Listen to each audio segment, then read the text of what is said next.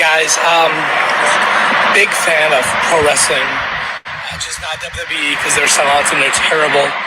I just had to drive here all the way from Maine. Did this big trip just for the All-In.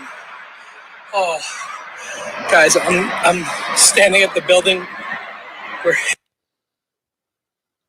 history happened. This is can't really describe my feelings. I can't even bring myself to touch the building because this is where the world changed. Look at that's beautiful. This is where everything changed. And if All-In 2 comes back, I'll be standing right here. Okay, I'm here. I can't stay here anymore. This is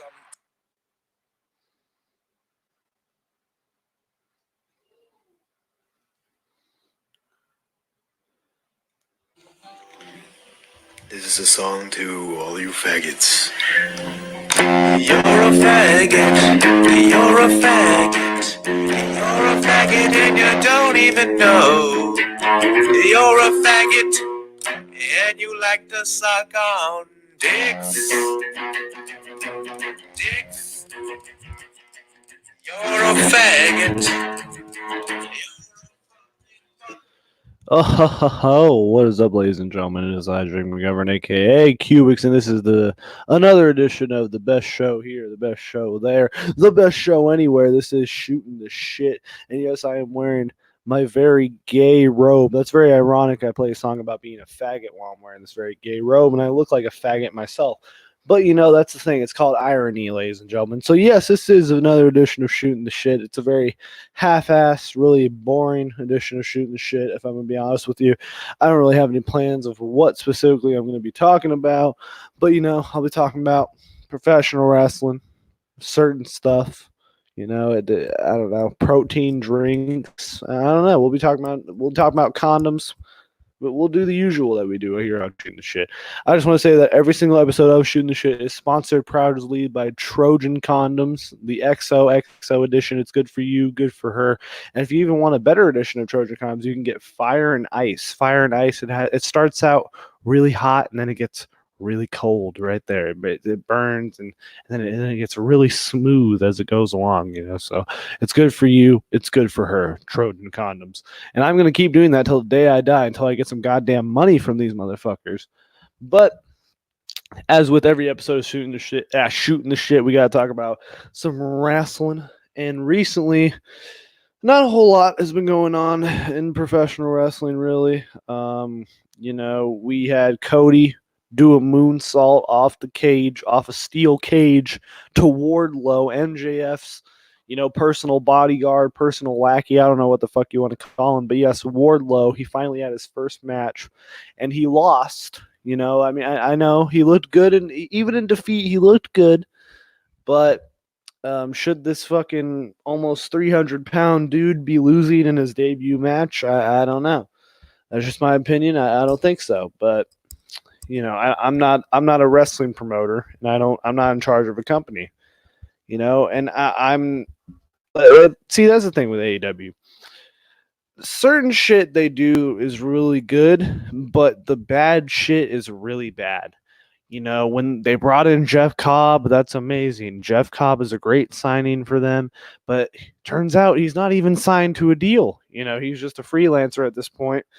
And the fact that they're not throwing money at this guy is fucking stupid. They should just be throwing money at him to come in and just fucking come on in and just fight for our fucking company. Not just have him have a, I don't want to say meaningless match against Moxley, but they just had this 1 week build up, and I don't even think it's going to amount to much in the end because Moxley just beat Jeff Cobb clean this week. So,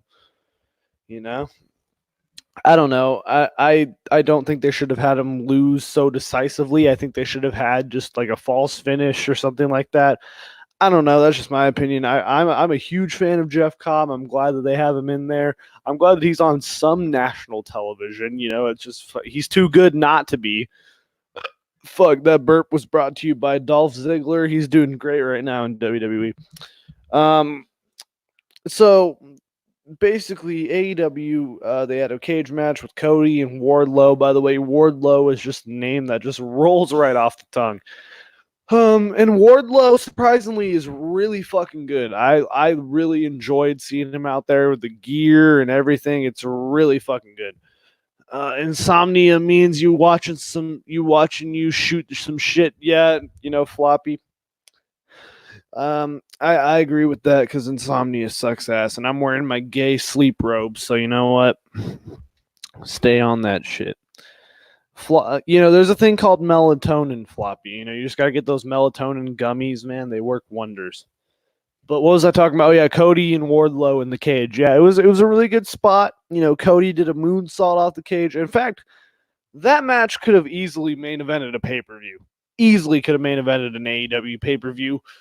But AEW decides to just throw, same thing with NXT too. NXT just kind of throws these matches out there. The problem with NXT is that they're in a small fucking setting. They're not in an arena setting. I think that's where AEW has the edge over NXT. And I've said this multiple times. All right, I may come across as a guy who just hates AEW, and I do hate Cody, and I don't like the Young Bucks all that much. But that moonsault spot, I can't even fucking talk. That moonsault spot with Cody was fucking awesome. It's not easy to do a moonsault off a cage. Let's just be honest, all right? Not anyone can just do that shit.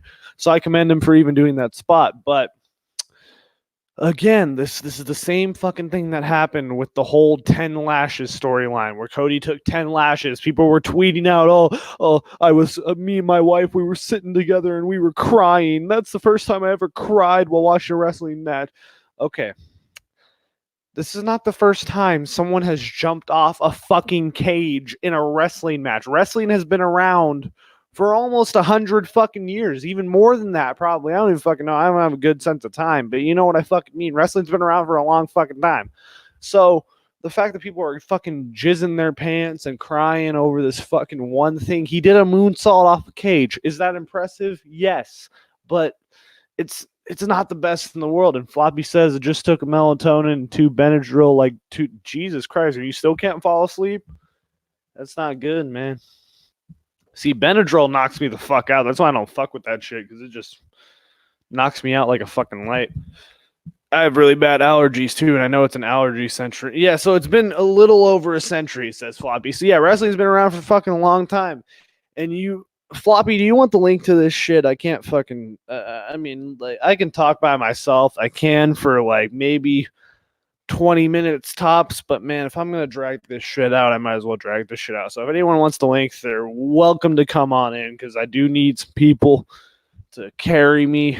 Because I suck, man. I do. Yeah, what was I talking about? So yeah, AEW, Cody, Wardlow. It was a good match. They did what they needed to do, and apparently Cody fractured his toe while he did that fucking moonsault. Oh my god, get well soon, Cody. Floppy, I have no clue. I have no clue how to give you that link. To be honest, because I could just put it in the chat, but I don't know, trolls and shit. I don't know. I'd welcome trolls coming to my channel at this point, because I really don't give a fuck. Yeah, 1913 was the first recorded wrestling match. That's cool. I'm glad to know that. But Floppy, I don't know where I'm supposed to send you this link if you want to come on in. But we'll figure it out. We might have I'm on Facebook if you want to find me at Jake McGovern. So there you go. I don't really give a fuck. In other words, I just got a haircut and I shaved my face recently, so I look like a weird faggot, basically. And I know faggot's not politically correct, but I really don't care. See, here's the thing. A couple days ago, well, yesterday actually, I filmed a whole thing. I filmed a whole new show that I was going to start. It's called A Breath of Fresh Pizza. It was me eating pizza and talking about stuff. I had a whole Domino's pizza ready, but I just ate the pizza I thought I was filming, but I didn't actually press record, and I was really pissed off about it. It was but it was so fucking good. The pizza was delicious. But that's a show that's coming. It's called A Breath of Fresh Pizza. I'm gonna be eating pizza and I'm gonna be talking shit. It's gonna be fantastic. It's something no one's done in the YWC and no one's going to do. So you know what? I gotta start some shit here. So which one? LMAO? I don't know what he's talking about, but yeah, no, I literally tried. I say I filmed a whole episode. I tried to film a whole episode. I thought I pressed record, but I didn't, and I just ate that whole pizza and just was talking to nothing. So entertaining. But that's coming soon because I order a lot of Domino's, so you're gonna see A Breath of Fresh Pizza really soon. What else is there to talk about, man? I'm trying to get. I could get Floppy in here. Fuck.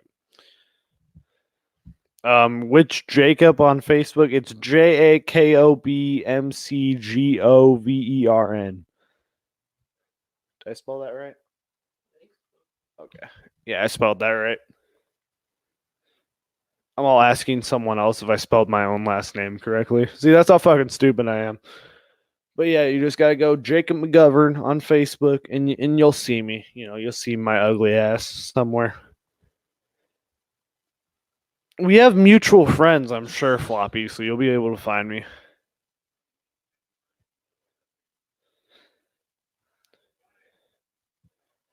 Let me see who else is online right now.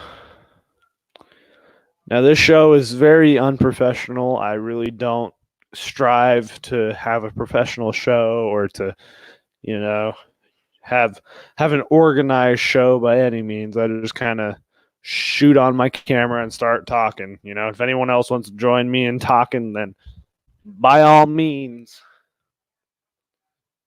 Let me see.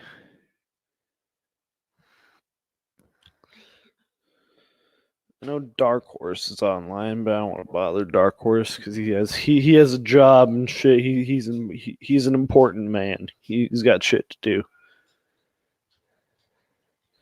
But yeah, come on, Floppy. I'm waiting for you.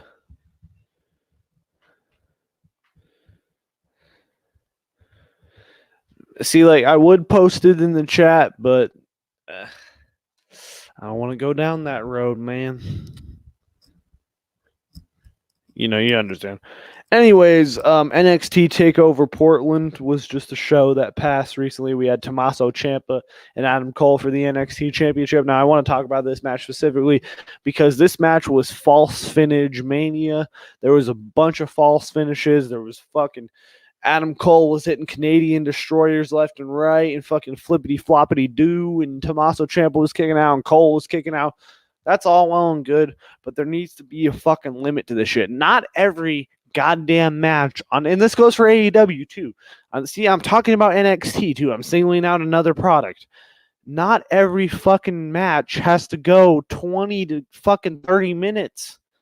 Not every match has to be this fucking long. It's okay to have a squash match and a little fucking a schmaz here and there. It's okay. We don't need 20 to 30 minute slobber knockers every fucking night. And it's like this on NXT TV too. We don't need 20 to 30 minute matches or fucking longer than 15-minute matches. Or we don't need all these fucking tag team matches. Another thing, that's an AEW problem mostly because they always have these goddamn fucking tag team matches. And it's retarded.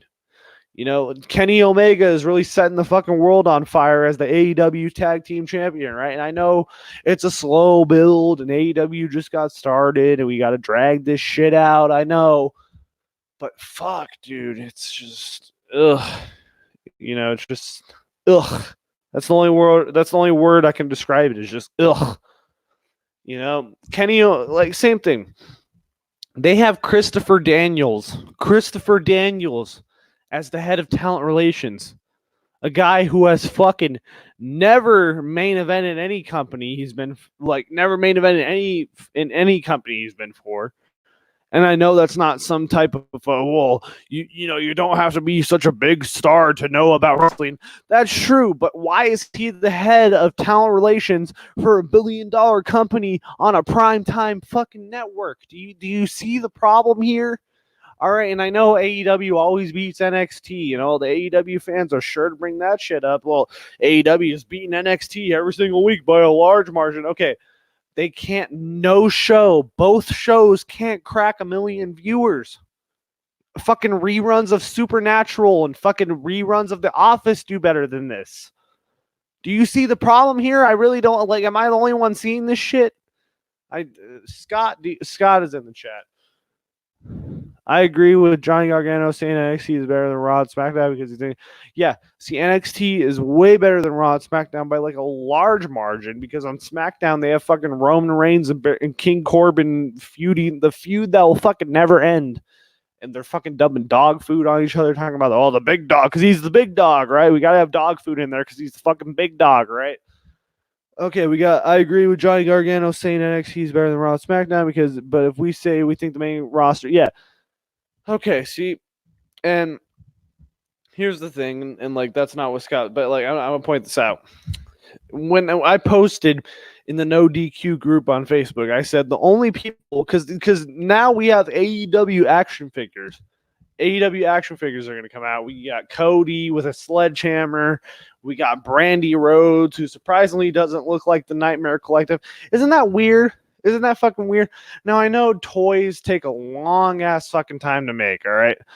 You know, I'm just saying, hi, Pants. Pants is in the chat. Hello, Pants. How you doing?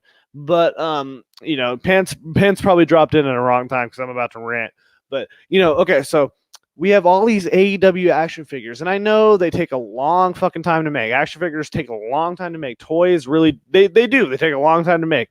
That's why that's why the new Sonic action figures is the old creepy version of Sonic because fucking they were made before Sonic got redesigned.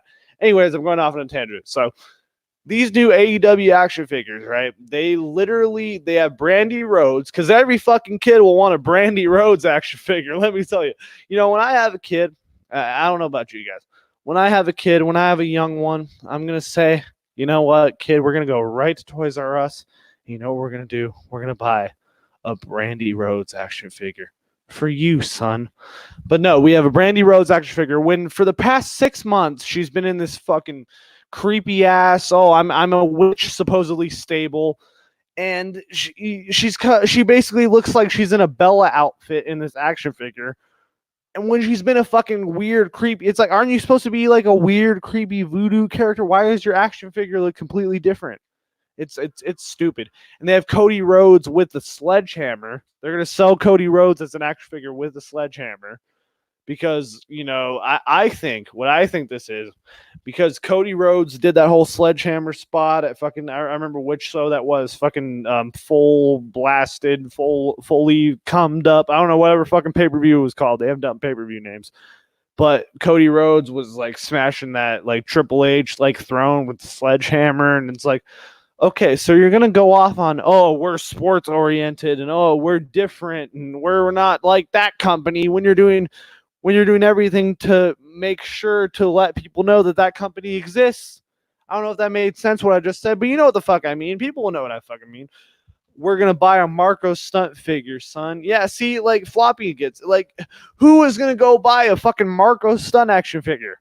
And I'm sorry, this might be controversial, but no one, and I mean no little kid, is going to go and buy a Kenny Omega action figure.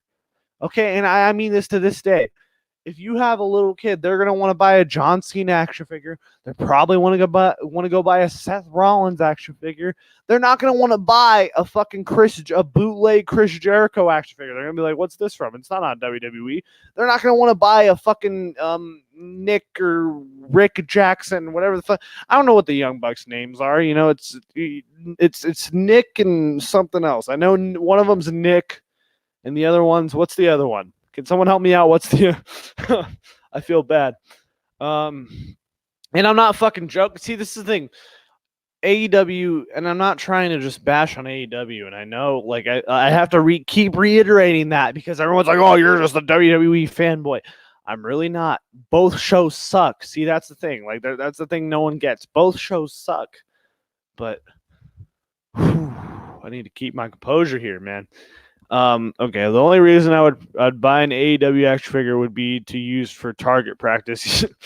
Yeah, no, Jeff could probably fuck up an AEW action figure, man. If you see, I've seen Jeff in those Facebook videos with him hitting the fucking wood and the shit with his whole, like, I wouldn't want to fuck with Jeff. Jeff's the guy I would not want to fuck with. Yeah. Does anyone want the link to this shit? Like, I know Floppy is trying to get the link, but we're not Facebook friends or anything. I don't know. I don't even know Floppy's real name, to be honest with you. So I don't know, but if anyone wants the link, they are welcome. I'm sweating my balls off, literally in this fucking robe. I probably need to sit down. I want to go off and fucking go grab a chair, some shit. So if anyone wants to join in, talk shit about AEW, you're welcome to. And while we're talking shit about AEW, let's talk about NXT TakeOver Portland a little bit. All right, Jeff wants to join. That's amazing. I'll fucking add Jeff into this shit. But let's talk about NXT TakeOver Portland. We had the first match was Keith Lee versus Dominic, horrible name, Dijakovic. See, fucking Donovan Dijak is a great name, and that was Dominic Dijakovic's name before he joined NXT. And I'm trying to speak slowly here because there are a lot of names and a lot of vowels that I'm going to speak out to you, so it's very complicated. So I'm going to try to speak slowly. So Donovan Dijak was Dominic Dijakovic's name before he came to NXT. And for some reason, because Donovan Dijak's already kind of a mouthful of a name anyways, they had to give him another mouthful of a name and even change his fucking name. They changed him to Dominic Dijakovic. And if that wasn't weird enough, when he came to NXT initially, he already had a different name. They were calling him Chris Dijak. Now, Chris Dijak is a fine name. If you're going to change his name to anything, Chris Dijak is fine. It's simple. It's to the point.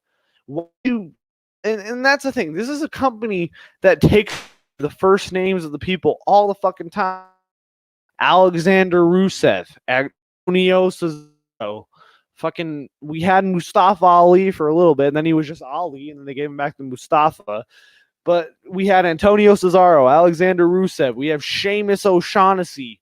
Now they're just Sheamus. Now they're just Cesaro. Now they're just Rusev, We had Buddy Murphy recently. This is a recent example. Buddy Murphy, and now he's just Murphy, which I think that's a better fucking choice anyways, because people were going ape shit over that for no fucking reason. It's like, okay, this is the hill you guys want to die on. This is it. You guys want to really invest all your hatred into Buddy Murphy? Like, really? Murphy is a fine singular name. Is it really going to get over? Is Murphy going to be the next WWE champion? No, I don't think so. He is, well, then that's embarrassing. The fact that Kofi Kingston was the WWE champion before Braun Strowman, and I know Kofi Kingston was here for 11 years, and all he has a certain skin pigmentation that would lead him to, you know what I'm saying? I'm not racist. I'm not saying anything like that. I'm just saying I'm not racist, Malik.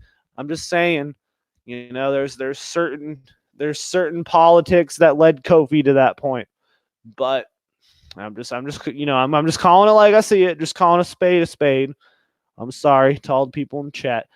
All right, we're gonna get Jeff, Mr. Unagamer, in here to balance it out, because I know I'm pretty vulgar. I know I'm pretty, out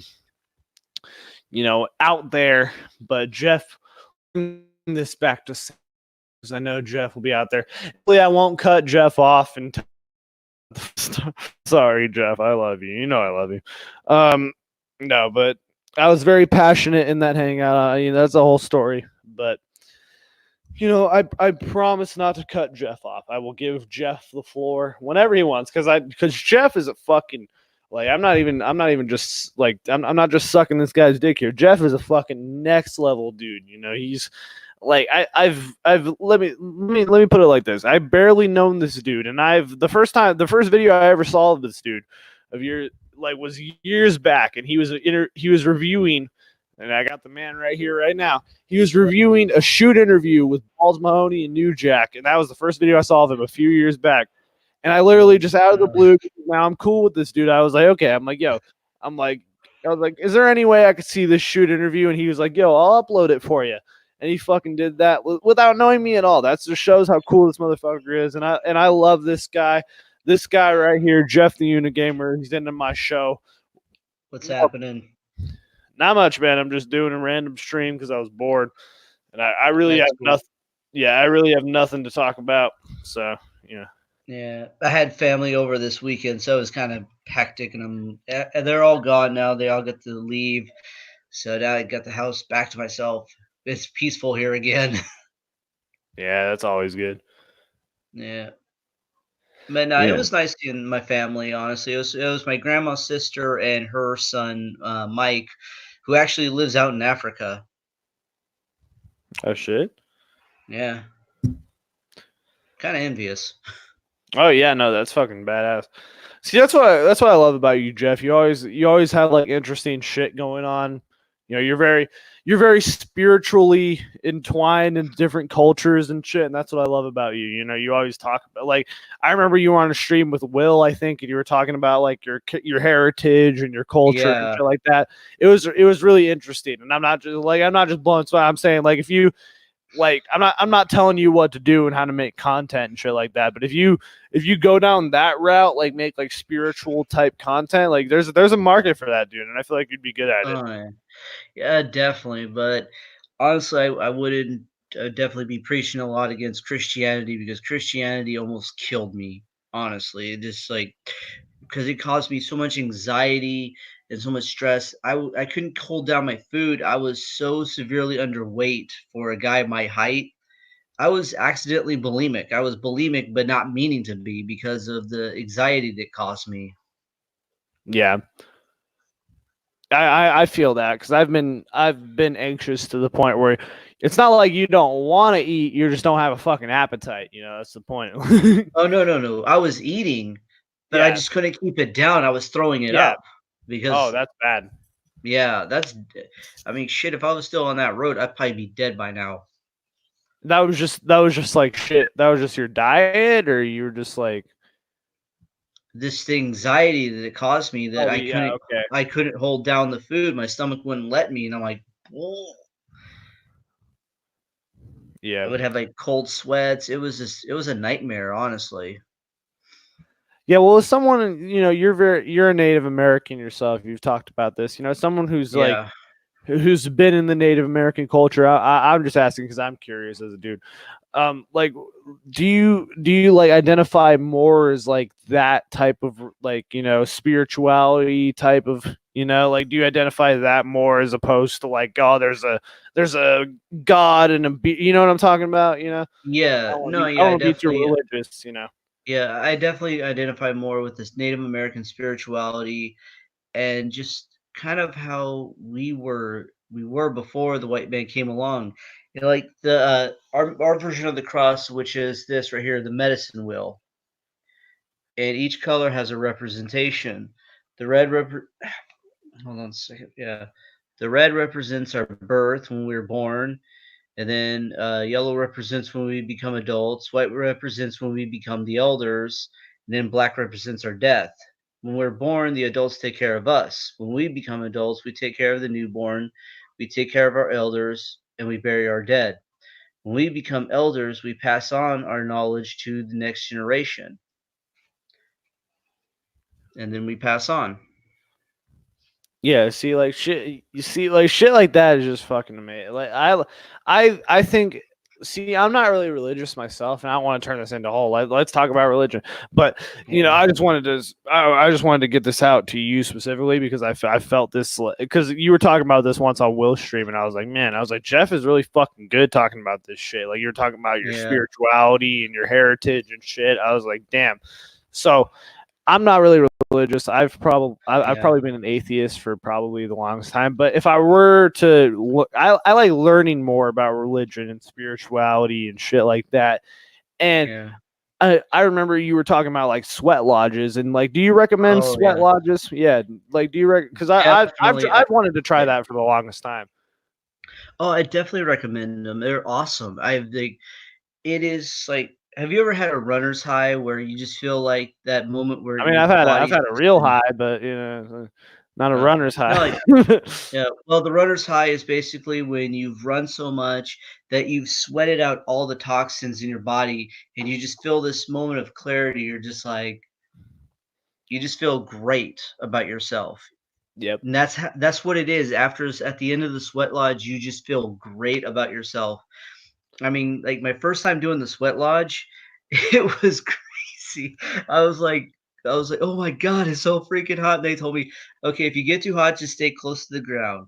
And I'm like, okay, so I did that, and I was just like burning up, but I was feeling good. So I stayed all 4 rounds in that sweat lodge. And at the end of all 4 rounds, I came out and I was just like, I'm just I'm really happy. I'm feeling great about myself. It was a runner's high, and I'm just Yep. like, and yeah. So I definitely recommend the sweat lodge, and especially if it's by someone who actually knows what they're doing. Because I remember there was an incident a long time ago where a guy tried to do his own sweat lodge who had no idea what the hell he was doing. A lot of people got sick. Some people even died because of it because he did it all wrong. Yep. But yeah, it's a good experience, and I definitely recommend it for anyone. Yep.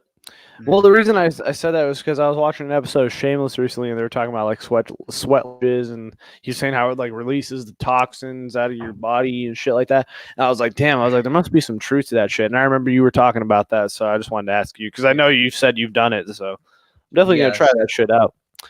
But uh, now I don't want to bring this guy up, but Scott kind of brought him up in this chat. But he said Malik is going after him now because he called him out on his BS. That's why let me get Scott in on here. Maybe Scott will want the link to this shit. Because I know Yeah. he messaged me recently and he said he commented on something and Malik responded to him saying that like you and all your clansmen is coming. See, this is okay, now this is my problem here. And and this is why, like, I'm glad I'm talking to you. You're a Native American white man who's very in touch with your culture. You know what I'm saying? That's, Yeah. you know what I'm saying. Like, I'm glad this was kind of brought up because I know it's been touched on before, but like, you're very in touch with your culture, and you've probably experienced racial shit in your life. Mhm. Like personally, and I've said this multiple times. I think guys like Malik, guys like Eric Melendez, guys like Omega District, and by the way, guys like I'm just gonna throw this out there for all 3 people that are watching this. Look out for Dark Horse's video, which is gonna be Dark Horse is making a video right now that's gonna be pretty epic. I'm looking forward to it, but it's gonna Yeah. be on a certain guy with a name with that rhymes with Shmomega. But this guy, he these guys have really I think personally, I don't know these guys at all, I'm just making an assumption, these guys have probably never experienced racial profiling in their fucking lives. So the fact that they experience it on the internet, they want to get on a high horse and say, oh well, my people and this, when they probably never really experienced you know what I'm saying? Yeah, Because I exactly. don't think, because and then, like I said, I don't know, I'm not a black man, but I'm saying I don't think a normal black man would see what we were doing on the internet. Like Malik is saying, oh, we fucked him over. We were against his opinion. No one said shit about Malik's opinion until he was going after Brad. He was going after Brad Rules, and that was the whole point. He was calling him Yeah. a cracker, saying all this shit. That was the whole reason we went after Malik. But he was saying, all your Scott and all of his clansmen were going after me for having an opinion. And it was like, Like, you I can don't have an mind your opinion. opinion. Yeah, I didn't mind his opinion if he had a disagreement. I mean, I personally did not care for that stupid shirt that they did for Miles. D- What what the I forgot his name It's now. Jordan Miles. It's ACH. Jordan Jordan Miles. Miles. Yeah, Jordan Miles. I didn't care for that shirt either. I thought it was stupid.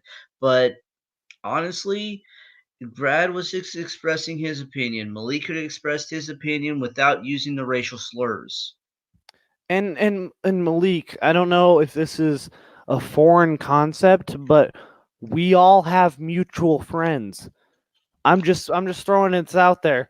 if you know if you know Leon, chances are Leon probably knows Brad, and someone, you know what I'm saying, probably someone knows someone.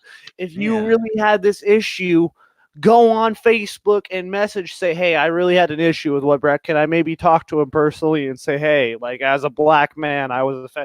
That's all you had to do. You didn't have to go on, oh, he's a cracker and all, he's a, oh, people, we gotta rise above and we're all for the fucking all, blah, blah, blah, blah, blah, blah, blah, you know, like, we don't have, you know, that, God, I Yeah, gotta I feel calm like it when you down. have to use racial slurs like that, I feel like you've lost the argument right then and there because you can't come up with any intelligent counter of your own, so you have to resort into name calling and I, saying racist shit. I made a whole video about it. You can't fight racism with more racism. That doesn't work. No. That's like fucking it's so stupid. That's like having someone with a machine gun and then putting like, next to someone with a machine gun and say, "Hey, shoot each other." You know, they're going to get both fucking shot. It makes no Yeah, fucking exactly. sense. You can't it's just so stupid. And the fact that what really pisses me off about this is that Malik has been in this fucking culture. You know, he was so willing to challenge guys like Sega Geek, like Alan Navarre on certain shit. He was so willing to debate and have in a live form about that. But when it's about race, oh, you know, it's a big fucking thing. And I'm not a racist. I have to fucking keep stressing this shit. I'm not a racist. But Yeah. if he thinks that I'm a racist, then come on my show and tell me and point out where you think I'm racist. Because I really want to fucking know. Because Yeah. I've been nothing but straight up. I've been nothing but honest with Malik, and then this is just, I'm just the dude who's literally just known him for like a year and a half. I can't imagine, like, I can't imagine how guys like Will feels. You know, Will's been fucked over by this guy for fucking years. Yeah, I mean, I was friends for a few years with the guy. Had him on my show plenty of times, and I never knew anything of this about him until like he showed his true colors by starting to say all this racist shit. And I'm like, what the fuck, dude? Like, then, and I tried to talk to him. I said, just talk to Will. You know, on the live stream, on air, off air, just talk to each other like civilized adults. And he was like, that ain't gonna happen. I'm like, what the hell, dude? And that's the sad thing. He is 10 years older than me. Like, I should be looking up to him for it as an example. Not he's acting like a fucking 12-year-old right now. Well, and the fact that like he won't even just like come on, and I've made the offer. I said it doesn't have to be live on air. It legit doesn't have to be live on air. It doesn't have to be recorded or anything. I'll sign Yeah. some forums. I don't fucking care. It'll just be a conversation to say, hey, why do you think I'm a racist, and why did you fuck over all these people who have been helping you for years? For years. It's fucking, yeah, I don't know. I don't get it. And I only bring it up because recently I saw something that Scott sent to me, and it pissed me off because it was just it It was baffles fucking, me. yeah, I don't use this word a lot, but it was ludicrous. It was ludicrous, man, because it made no Yeah. fucking sense. And you know, it was like, I'm gonna read the message. Scott said it was, I don't know, it said 3 days ago from when Scott sent this to me, and he sent it to me on February 21st. So I don't know when that was. I'm bad with time, so I'm gonna read this out. So Scott said, this is not true. We were really your friends. We did have your back until you showed your true colors in your response video to the Brad rules on November the 3rd, 2019, when you went all racist, all kinds of racial slurs, ended up, instead of apologizing and owning up to your mistakes, you decided to block all of us, continued on to be a black supremacist. See, I fucking love that wording by Scott, a black supremacist, you know? We Yeah. don't hear that a lot because there's a lot of these motherfuckers out there. And you know what? I get it. You know, a lot of shit happened to black people, but you know, you don't have to fucking chastise people who had nothing to fucking do with that shit. We're not all Klansmen. We're not all slave owners. Not all of Exactly. us. Some of us were slaves. Some of us in our lineage were slaves themselves. I hate to break it to you. I'm sorry that it happened to everyone. And I hate to be that guy, and I'm not a bigot and I'm not a racist, but it's happened to everyone. It's happened to Jeff's culture. It's happened to my culture. I'm Irish. I'm Irish and Scottish. Irish are the fucking blacks of Europe. And I'm sorry to point that out, but they were discriminated against. They still are to this day. Same thing goes on. Yeah. I'm sorry. It happens to everyone. It's not just the one culture. And people need to get that to their thick fucking skulls. Also, still a lot of fucked up shit happens to Native Americans to this day, for crying out loud. It still does. So I'm half Mexican too. I'm half Spanish. I'm half Mexican. And I've had shit happen to my people too. I can go on that high horse too if you want to pull that. I'm just saying. Yeah. Like we all piss yellow. We're all our blood's red. I don't want to be that guy, but come on. Yeah, exactly. When it gets down to the nitty gritty, we all piss yellow. We all bleed fucking red. It's stupid. Yeah, I don't let the shit that happened to my ancestors, to my great grandmother, to my grandmother, to to my family. I don't let none of that shit that happened to them affect me, because that's them. That they got over it. They got on with their lives, and they're doing something with their lives. I'm doing something with my life. I don't let that shit weigh me down and make it like hold this chip on my shoulder for what had happened years ago, because I got to live in the present, in the now. If I live in the past, I'm not going to go anywhere. I'm going to be stuck. Yep, I agree with you. Yeah.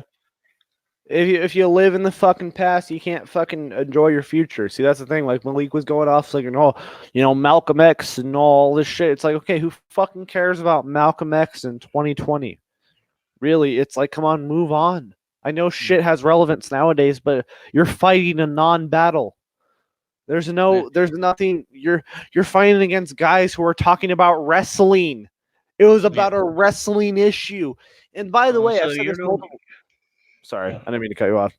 No, I was going to say, but Malik, you're no Malcolm X, because at least Malcolm X had the balls to actually face up to the people and actually fight the fight too. Like when he had the Nation of Islam, when they were training in actual American Kempo. I remember that one. They were training like Kempo karate or something. He trained with them. He actually learned Kempo karate, and he would actually come. He would actually fight with them. He would actually march with them. Take over the show. So where are you when people are telling you to come on to a stream and talk it out like an adult?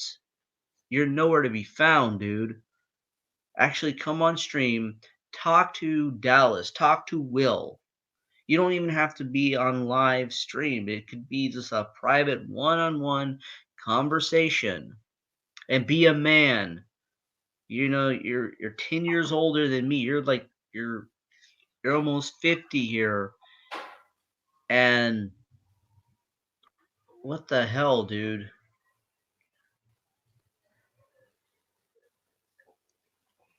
It's sad. It's really sad. And then also, what was really even more sad is the shit I found out about you after all this came out, when you were starting to do all this stupid shit. And then I found out, and I was like, if I would have found out a lot about that, I would not have had anything to do with your ass, because I do not associate with fuckers who hit on underage girls. That's disgusting. In my book, that is so wrong. But man, see, Malik and Chase and Sean, they all have something in common, and it's all underage, if you know what I mean. But Malik is really just he's really just a fucking loser, and I really hope that someone in his, like, whoever employs him, I really hope he stops making money, because I guarantee his employer is probably white. I'm Yep. just throwing that out there.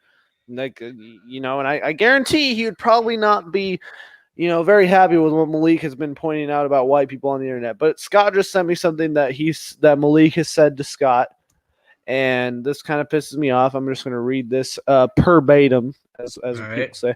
So this is from Malik X to Scott Casey Gale on a YouTube comment. I don't know which video this on. Scott, if you can tell me which video this is on, I'd greatly appreciate it. Everything you just said here makes it clear you don't know a goddamn, and he capitalized goddamn thing about life. You've known guys on the internet for years, but other than Cody and another you met in person, you don't a goddamn thing about those others. Okay, so Malik, here's the first thing wrong with that. It's a big ass paragraph, but here's the first thing wrong with that.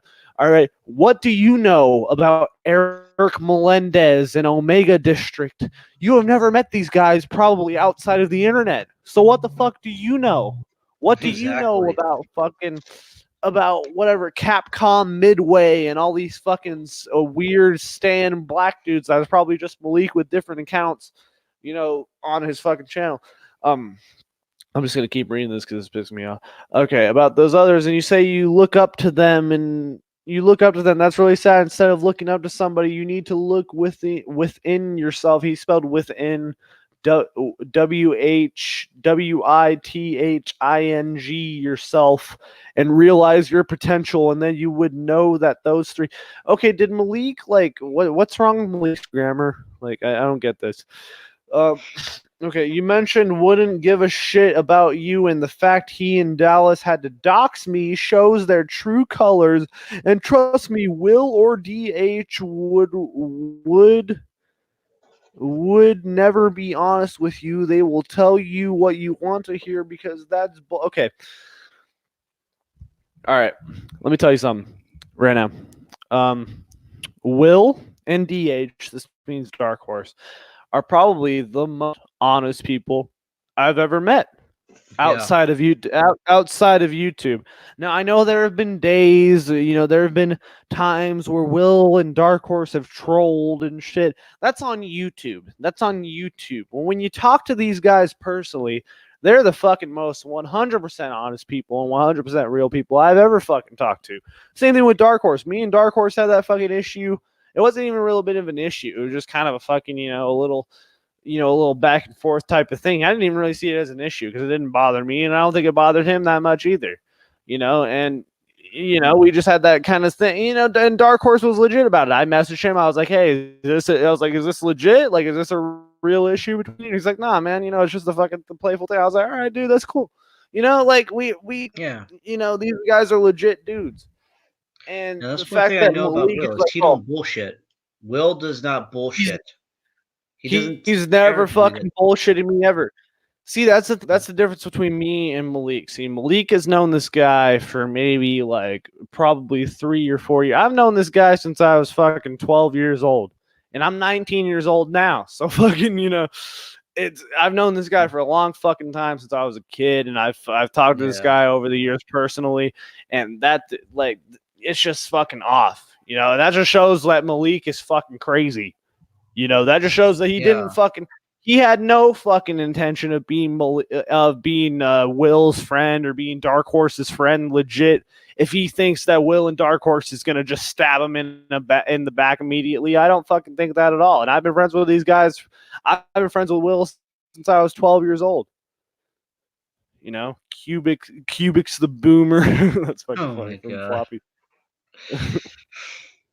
But no, I'm definitely a millennial. Fucking, I grew up in the time of Kesha and fucking I was around. You were born during the millennium, so you're a millennial. And Jeff, I'll send this what Scott sent to me to you, so you'll read it too. So I'll send it to you, so you'll have context. So you have some context too. But oh boy. But yeah, let me see where my place was. Something about Will and Dark. Okay, Will would never be honest with you. They will tell you what you want to hear, but that's the bullshit you're too blind to see, so you eat it up like junk food. Wow, that's good. I would not do that to you. You need to open your eyes and see who's the real snakes in the grass are. And the only videos mostly I deleted were the only reason they want me to do a video is for their views. And I'm sure, okay, Malik, no one cares about you. No one cares about views with you because you don't draw any fucking views. The only views you draw are fucking retarded black people. All right, and I'm sorry, I don't mean to be that guy, but I'm being honest. You know, the only people you draw is retarded black people that you tell them what they want to hear. And Vince McMahon is racist, and because he's a billionaire, and he has, and he's racist because he doesn't book black people as the champ. Yeah, I know Vince McMahon is a racist. That's been documented. Is that bad? Is that wrong? Yeah, sure. But so what? Like, seriously, like, does that, like, who cares? Black people are still gonna get paid. They're still. You think Kofi Kingston's complaining with the fucking salary he makes? I saw people fucking complaining, well, Kofi Kingston got screwed out of the WWE Championship. I'm pretty sure, you're probably way more upset about it than Kofi Kingston is. I'm being honest. Yep. Kofi Kingston probably makes fucking millions a year. You know, you think he's upset about losing the WWE Championship? No, he could say former WWE Championship, former WWE Champion till the day he dies. Yep. At the end of the day, and he's the first black man ever, which is complete bullshit. Because Rock was because can we just agree that the Rock was the first African-born champ? Like, come on, we can say that, you know, he's mixed. You know, he's not completely black, but he's black. If you have black in you, you're black. Like, you're African. You have some African in you. You're African. Like, can we just stop with this notion that just it's I know it's stupid, but yeah. But what so about retarded. Booker T? Well, yeah, Booker was T WWE champion the heavyweight champion for a while as well as King Booker. He was the world heavyweight champion. He was the world heavyweight champion, but nope, Kofi Kingston, he's the first one. It's just stupid. It's wait a minute. Same thing how they tried to Uncle Tom, so. Oh yeah, he's an Uncle Tom because he told Jordan Miles to chill the fuck out. That's all he did, because Jordan Miles was clearly having a fucking mental breakdown. He was clearly having some mental issues. Like, if we're being honest, and I'm not making fun of him. I'm not making fun of the guy for having mental problems. I get it. But when he was tweeting every fucking hour about how WWE's a racist and they're keeping me down, like, that was a total mental thing going on right there. Yeah. Like, seriously, I hope he gets help for that. Honestly, I really do, because I think he is. Like, I think, yeah, he hasn't wrestled since, which is good. But and chat, the recent Shad Gaspard video he uploaded, talking about Shad Gaspard also being an Uncle Tom, and he's a fucking he's going against the almighty Jordan Miles. Okay, first of all, and I've said this probably in my last video, I don't think Jordan Miles cares about Jordan Miles this much. You know what I'm saying? Like, I don't think the dude who is behind Jordan Miles cares about himself this much. You guys are fucking fighting a non-issue. I saw Eric Melendez uploaded a video. It was like, if Ricochet wins the WWE title, he will be the second and first African-American champion. It's like, Ricochet's Puerto Rican, if anything. Like, he looks more Puerto Rican than black. I didn't even know Ricochet was African. But yeah, if Eric Melendez really thinks that Ricochet is gonna beat Brock Lesnar, and if we're and I'm just talking storyline sense, if we're just talking not even like legit sense, if we're talking storyline sense, if he even thinks that Ricochet is gonna beat Brock Lesnar, this guy is delusional and needs to go back in the cage. And I'm not talking about cage because he's black. I'm talking cage because they need to lock him up because he's special ed. They need to put a helmet on him. Go back to the short bus. Go back to the short. They need to do something, man. Yeah. I don't know. Honestly, like, I'd pay for a Magic School Bus reboot with Eric Melendez. Yeah. I think Ricochet's going to give Brock Lesnar a good match at Super Showdown. And no doubt about it, I think Ricochet will be a future world champion somewhere down the line, but not right now. I don't think he's really ready for it. Also, I think you're going to probably put it on Drew McIntyre at WrestleMania against Brock Lesnar, which should be a great match, in my opinion. I hope it is. I feel like WWE might fuck over Drew. I just feel like I have that like Yeah, slight feeling in the back of my mind that they might swerve everyone and be like, "Oh, Brock's still the champ." But I hope wouldn't that they have surprise Drew me. win the title. And I heard rumors that they're going to have Drew win the title, and then his first feud is going to be against Rollins coming out. That Uh, should not happen. And no. I am not one to throw out giant conspiracies, and I'm not one to throw out, giant wild fantasies. But recently on SmackDown, we've been seeing some glitches. We've been seeing some videos of like, have you seen this? Have you seen this, Jeff? There's been on SmackDown, there's been some interruptions during matches. Um, no, I really haven't paid much attention to SmackDown. Well, yeah, that's understandable. I mean, fucking that's. But recently on SmackDown, there's been some interruptions. There's been some like glitches during matches, and there's show like some.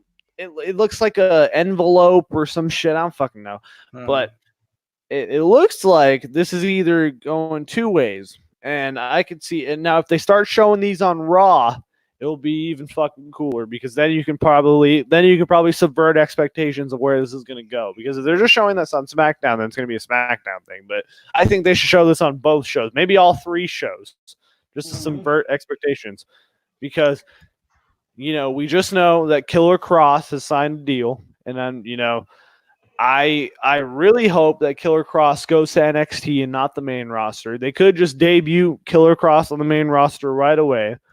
Or during one of these like interruptions, there was a little like circle light thing. And I think that means that's Mustafa Ali. Now Mustafa Ali hasn't been shown on TV for a long fucking time. Yeah, So I think if Drew McIntyre wins the Universal title, they could do something with Mustafa Ali, have him like re-debut in a big way, probably with a manager. Like I would think repackage him basically. repackage him probably with a manager, have him come out, attack Drew as the new champion. I'm just throwing out a fucking wild card fucking storyline, because this has Yeah, been only happening on SmackDown. But if they want to have it go a different way, they can make this fuck and have it like they can have Mustafa Ali come out, attack Drew McIntyre, probably with a new manager. I mean, they have Paul Ellering still. They have him waiting in the wings somewhere after they had him like totally disconnect from AOP for no which fucking was reason. stupid. For no fucking reason. And then the rumors came out, well, Paul Ellering is too old and he doesn't want to travel city to city. And then Paul Ellering came out on Twitter and was like, I love to travel. Traveling's fun. What the fuck? So Yeah, so I don't know. I think if they're gonna bring in Mustafa Ali, they should bring it I think that's what this is going to lead to. But I don't think how this is gonna lead in on SmackDown. You know what I'm saying? Like what can they do on yeah. because the Fiend is the Universal Champion and the Fiend is facing Goldberg at Super Showdown. Now, Jeff, I'm gonna ask you this. Do you Uh, think Goldberg is winning the Universal title? I seriously hope not. Unfortunately, though, I feel like WWE would do something that fucking stupid. Yeah, and John Cena is returning this Friday on SmackDown. Now, I don't know what John Cena is going to do. First of all, Jeff, what do you see John Cena doing at WrestleMania? There's been rumors that John Cena is going to have a match with Elias at WrestleMania. With Elias. For some That reason. I don't know why. I don't see that working, especially because Elias right now he's a face. You know, people like Elias right now. So that would make sense to turn him heel now, and then no. Um, honestly, this is I'm hoping this is not something that happens, but I can honestly see this happening. Goldberg beats the Fiend for the Universal title. John Cena faces the Fiend for the Universal title, or not Fiend. John Cena faces Goldberg for the Universal title, and I lose interest in WrestleMania.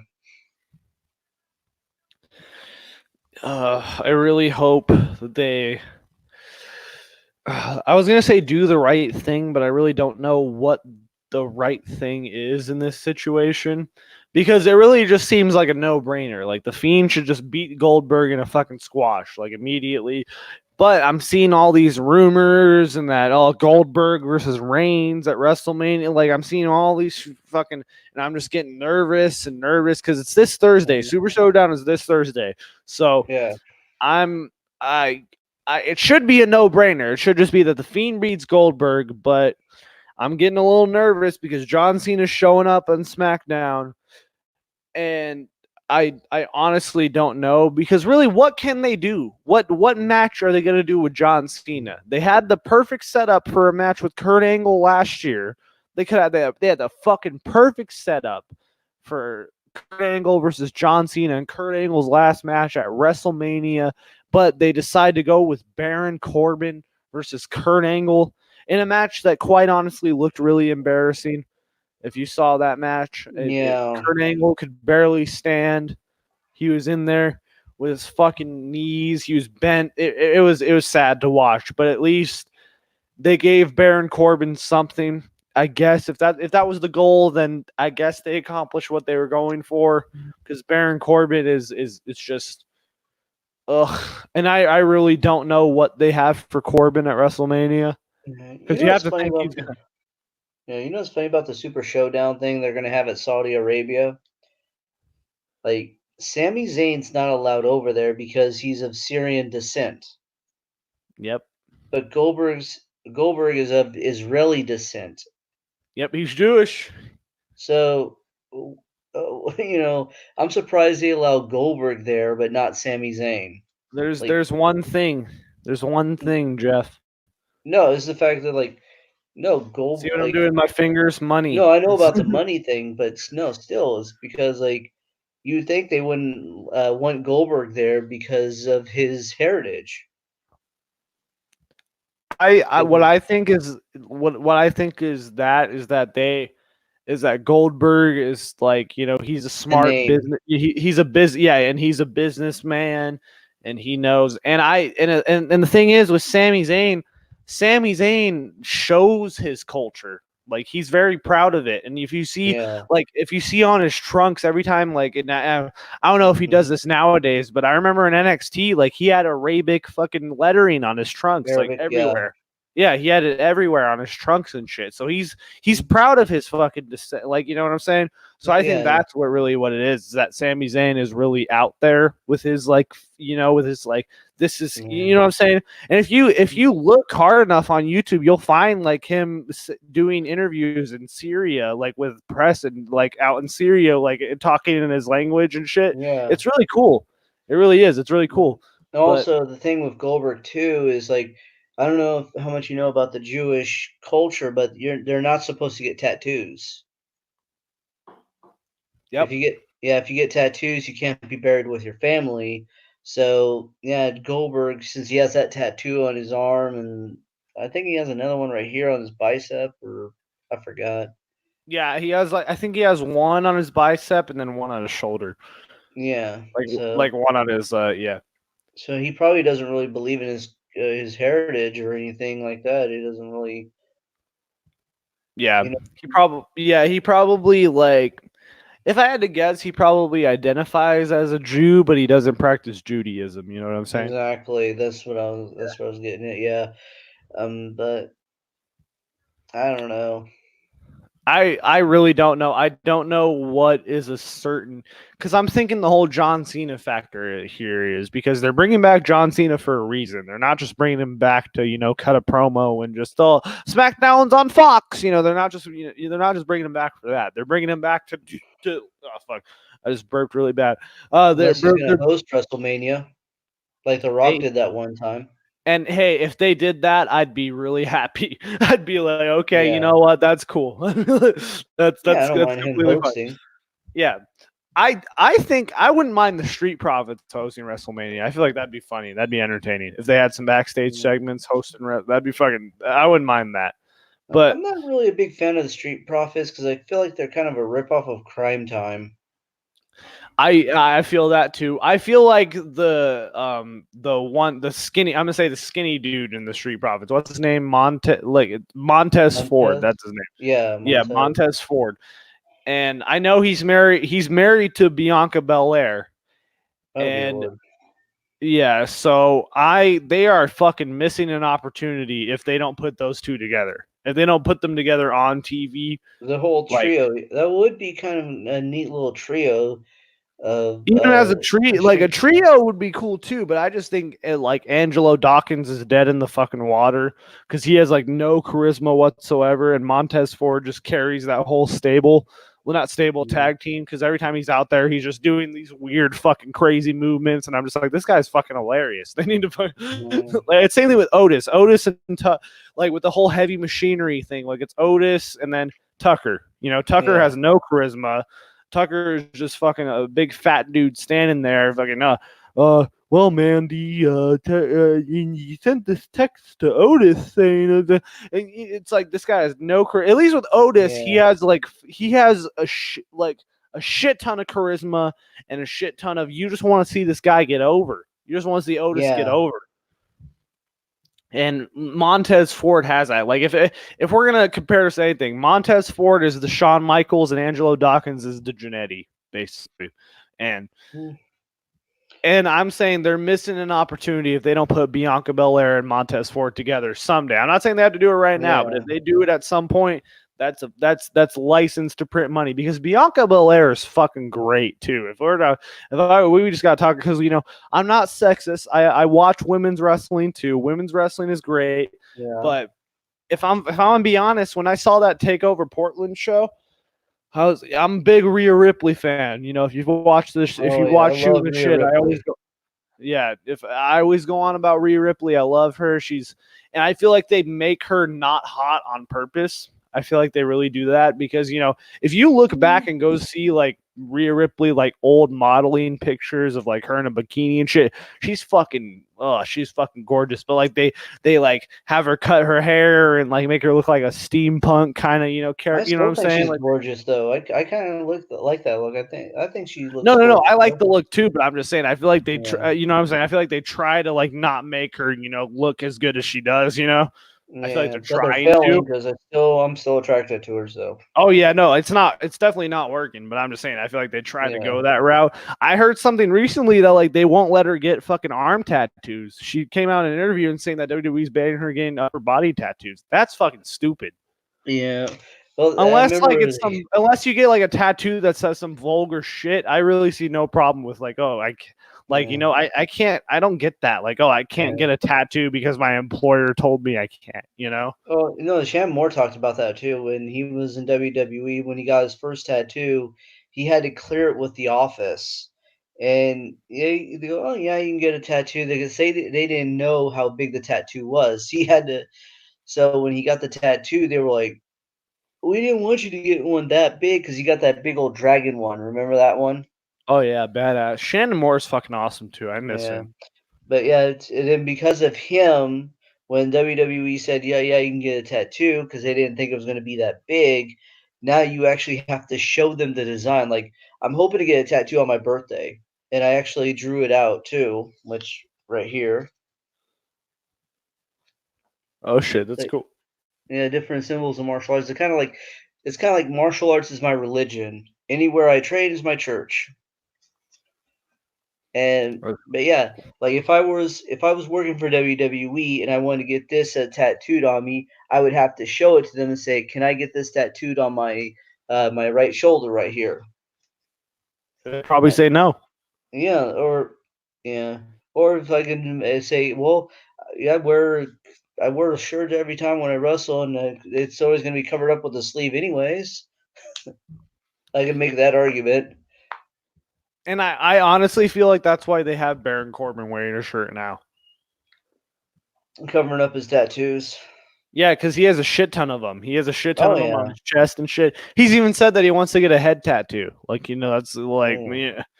And I don't get that, but I would never do that yeah. shit. But Yeah. I feel like when it comes to tattoos, if you cannot cover it with a long sleeve shirt, don't get it.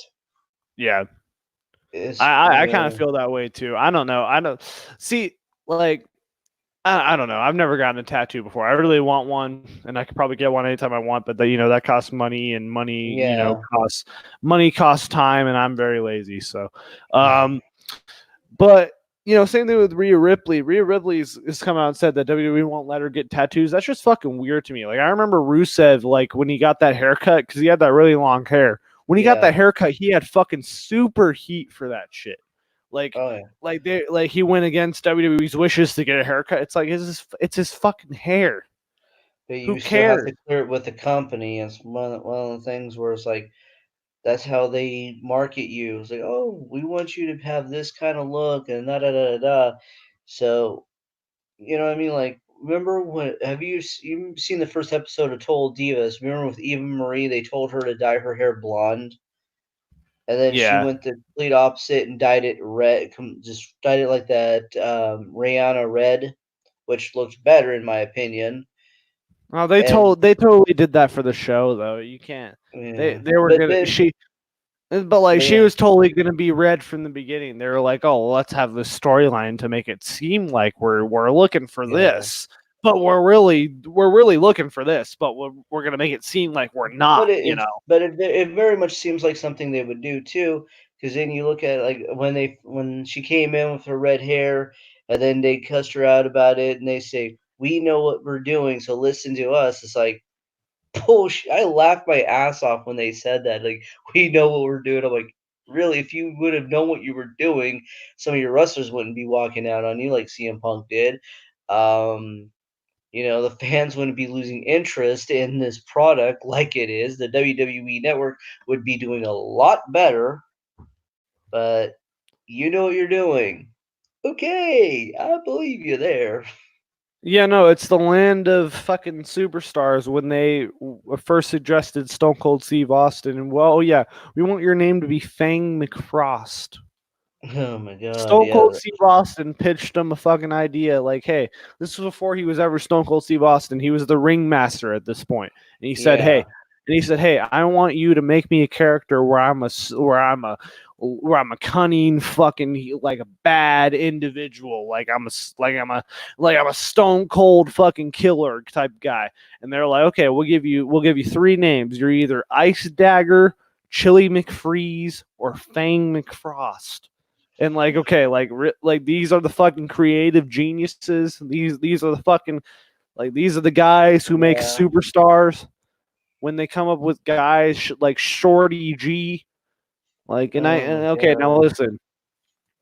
now listen. I know people can harp on Shorty G all fucking day long, and Chad Gable was really.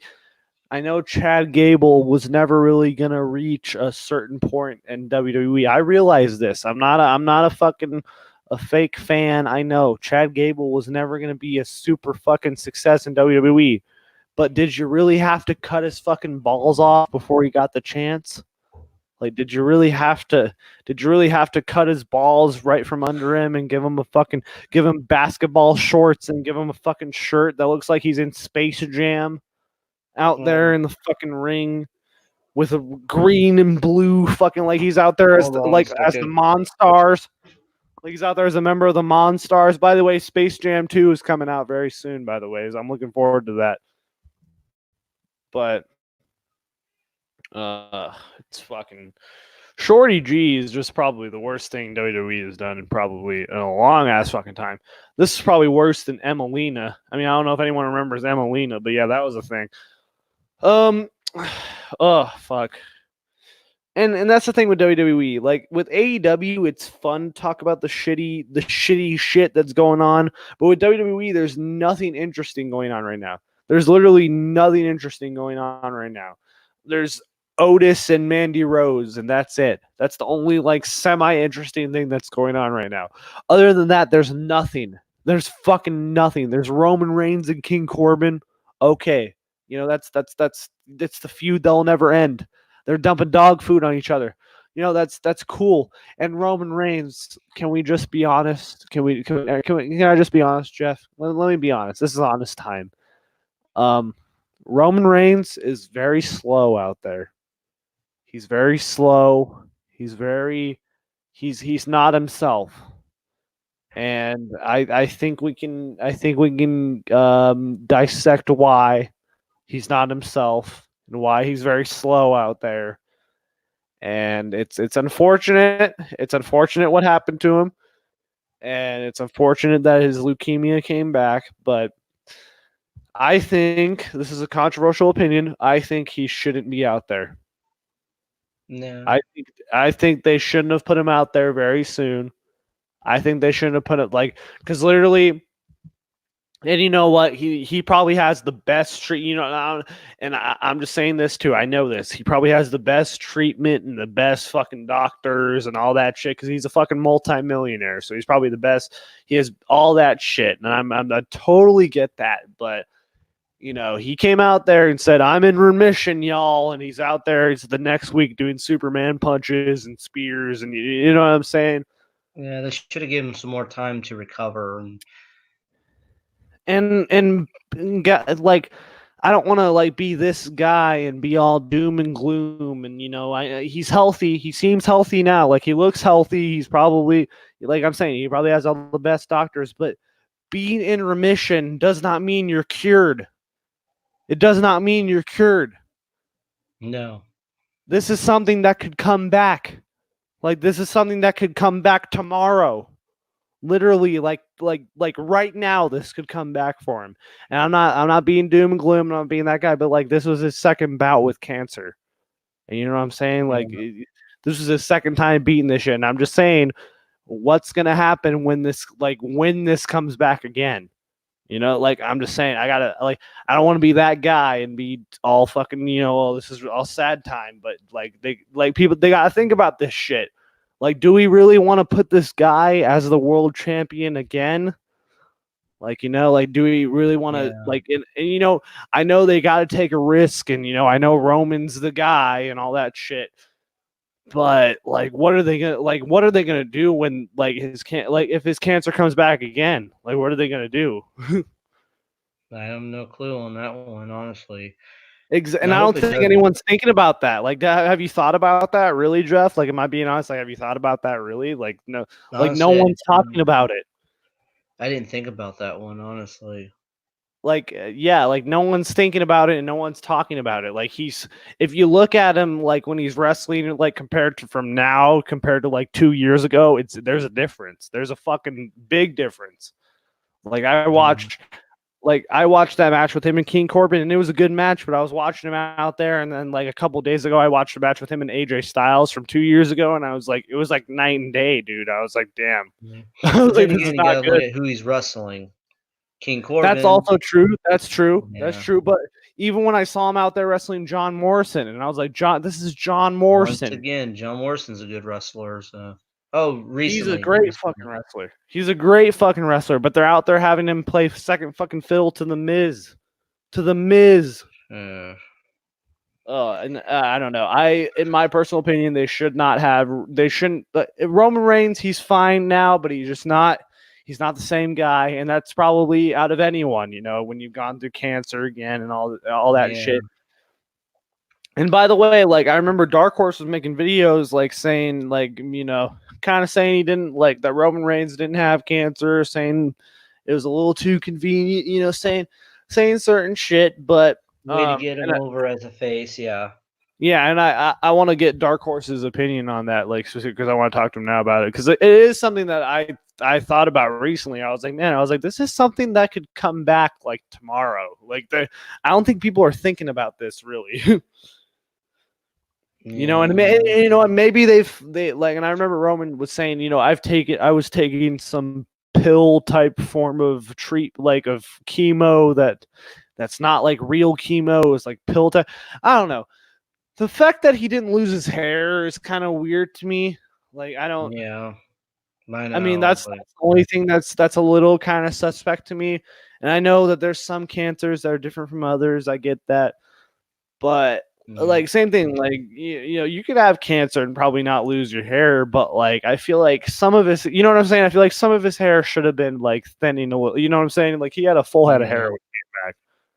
I mean, he did lose some muscle though when he came back. He definitely lost some muscle. Yeah, he definitely did. Yeah.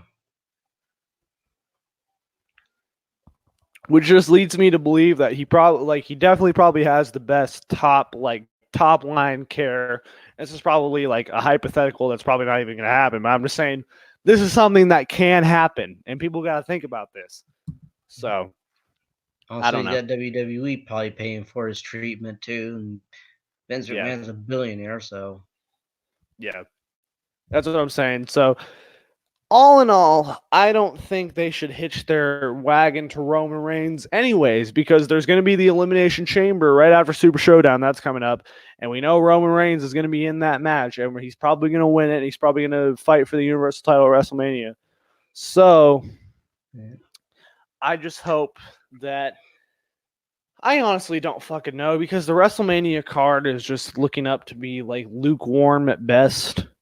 It really Yeah. does, because like what matches are really going to be like what matches are you really looking forward to at WrestleMania? There's going to be Drew McIntyre versus Brock Lesnar, um, Becky Lynch versus Shayna Baszler, obviously, and then Rhea Ripley versus Charlotte for the NXT Women's title, and then we Yeah. got Bayley versus someone else for the SmackDown Women's title, which is just like a fucking throwaway title at this point. I don't know who's going to face Andrade for the United States title, because Andrade is coming back from suspension. So I don't even know if he's going to be the United States champion. I guess as good as mine. Yeah, so and apparently Undertaker's supposed to have a match at some point, and he's going to be wrestling AJ Styles. Apparently, that's the rumor right now. That might be a good match. But like, what are they going to do to build up that match? I mean, really, all they got to do is just have them like both come out. Like, a smart thing to do is just have AJ Styles come out like just randomly on Raw, not say anything, just stand there in the middle of the ring, and then the Undertaker come out right after, and then just stare at each other and point at the WrestleMania sign. That's literally all you got to do. That's all. That's all you got to do with this match.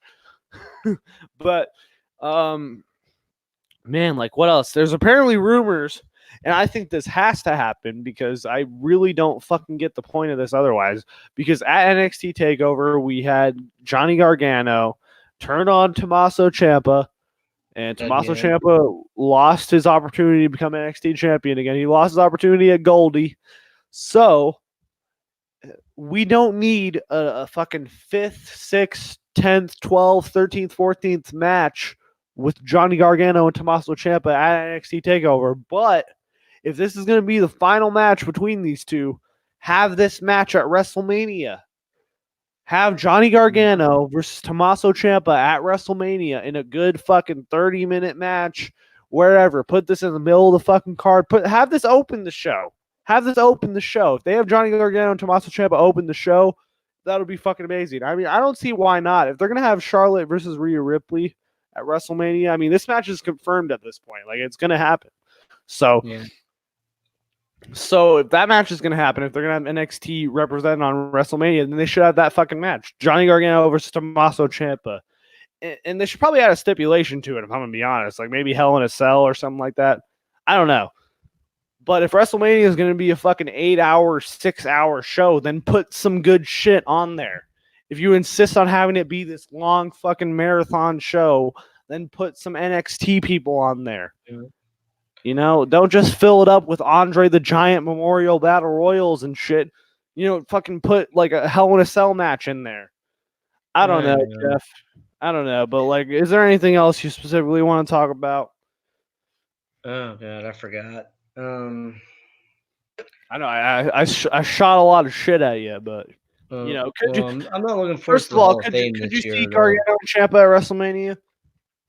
Yeah, that would be a good match. I'm not looking forward to the Hall of Fame. That one's kind of pissing me off, especially with the Bella Twins now in being inducted. Because I mean, I'm thinking of all the women who should be in there. I can think of, The when we're always talking Jumping about Bomb Angels are not in. Miss Elizabeth, Luna Vachon should be in there, and not some honorary thing like fucking last year. That was bullshit. I'm talking about an actual Hall of Fame induction where her husband Gangrel accepts on her behalf and makes tells stories about Luna when they were together and whatnot. That would Yeah, be something. Bertha Faye, for fuck's sake, I think is more deserving than the fucking Bella Twins. the Jumping Bomb Angels, Miss Elizabeth, Oh my god. fucking Layla and Michelle McCool. These guys are not in the Hall of Fame, but the Bella Twins are going to be inducted into the Hall of Fame this year. Yeah, no. I think we can get. I think we can see why these the Bella Bimbos are being inducted, and I think it has nothing to do with nothing like that. You know, I think it has nothing to do with that. Yeah. So the fact that all these great women, and not even just women, you know, not even just women who deserved it, the fact that guys like fucking like Bruiser Brody and guys like fucking, you Owen know, Hart, Owen Hart and fucking who else? Like Davy Boy Smith. Davy Boy Smith, exactly. Jushin Thunder Liger. Jushin Thunder Liger retired this year, and he deserves to be in the Hall of Fame hands down. You know, the I Great agree. Muda. The Great Muda is another guy who Yes. deserves to be in the Hall of Fame. I've been saying that shit for years, and he's been wrestling for years. Scott Steiner. Scott Steiner will probably never accept an induction, but you know, Yeah. like he deserves it. If we're Him and talking Rick like as the Steiner Rick brothers. Steiner, the Steiner brothers, exactly. Like guys Yeah. who legit deserve an induction into a legit Hall of Fame. AJ Lee, exactly. AJ Lee, Scott Casey Gale brought it up. AJ Lee deserves more than the Bella Twins. And fuck, dude, like what have the Bella Twins done? What have they done? Oh well, Except beat Nikki Bella is the longest reigning Divas champion of all time. Yeah, because exactly. the manufactured record that WWE put on her to beat AJ Lee's record because they didn't want AJ Lee to have anything because CM Punk walked out on them. That's Exactly. legit. That's the Because they're only fucking reason. petty. They're petty. Oh my god. And fucking, I saw this motherfucker on Facebook. He's a friend of mine on Facebook, and I like him because he posts some good shit. And I don't know if you know this, but his name is Mark Sanders. Uh-uh. And he's a friend of mine on Facebook. He posts stuff, but he was just saying when the Bella Twins got inducted, he was like, "Oh, totally well deserving." You know, I'm so excited. It's like, okay, I said, "How are they well deserving? How?" And then he wouldn't tell me why. See, this is the thing with these fucking people. They won't tell you why. Okay, Jungle Boy is a great wrestler. Why? What has Jungle Boy done outside of AEW? Okay, Marco Stunt is great. Why? Okay, why is Orange Cassidy good? Why is Austin Gunn, Billy Gunn's son, a good wrestler just because he's Billy Gunn's son? Why? Tell me why. Tell me why the Bella Twins deserve to be inducted into the Hall of Fame besides blowing John Cena and Daniel Bryan. Why? Can anyone name a great Nikki Bella match? Can anyone name a great Brie Bella match? No, I Okay, can't. besides maybe the one match she had that was like high profile enough to say, well, this has some buzz, is that one fucking match they had against her and Ronda Rousey. But where's Ronda Rousey? What? Oh, well, Ronda Rousey is supposedly starting a family. Okay, well, is Ronda Rousey pregnant right now? No. What is Ronda Rousey doing? She almost got her finger fucking chopped off on a fucking TV show, Hold on, I'll and be she's right not back. doing that. Oh, that's all good. But oh man, I don't know.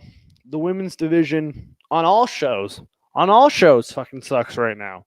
The only thing I'm semi interested in, and I'm actually kind of interested in, is the women's division on NXT because we have Rhea Ripley and Charlotte at WrestleMania. That's going to be a great fucking match. But I was talking about this earlier at NXT Takeover Portland with Rhea Ripley and Bianca Belair. I was more interested in Bianca Belair than I was with Rhea Ripley. Because Bianca Belair looked fucking legit. She looked really good out there. Rhea Ripley looked kind of nervous. She was kind of like shaky out there.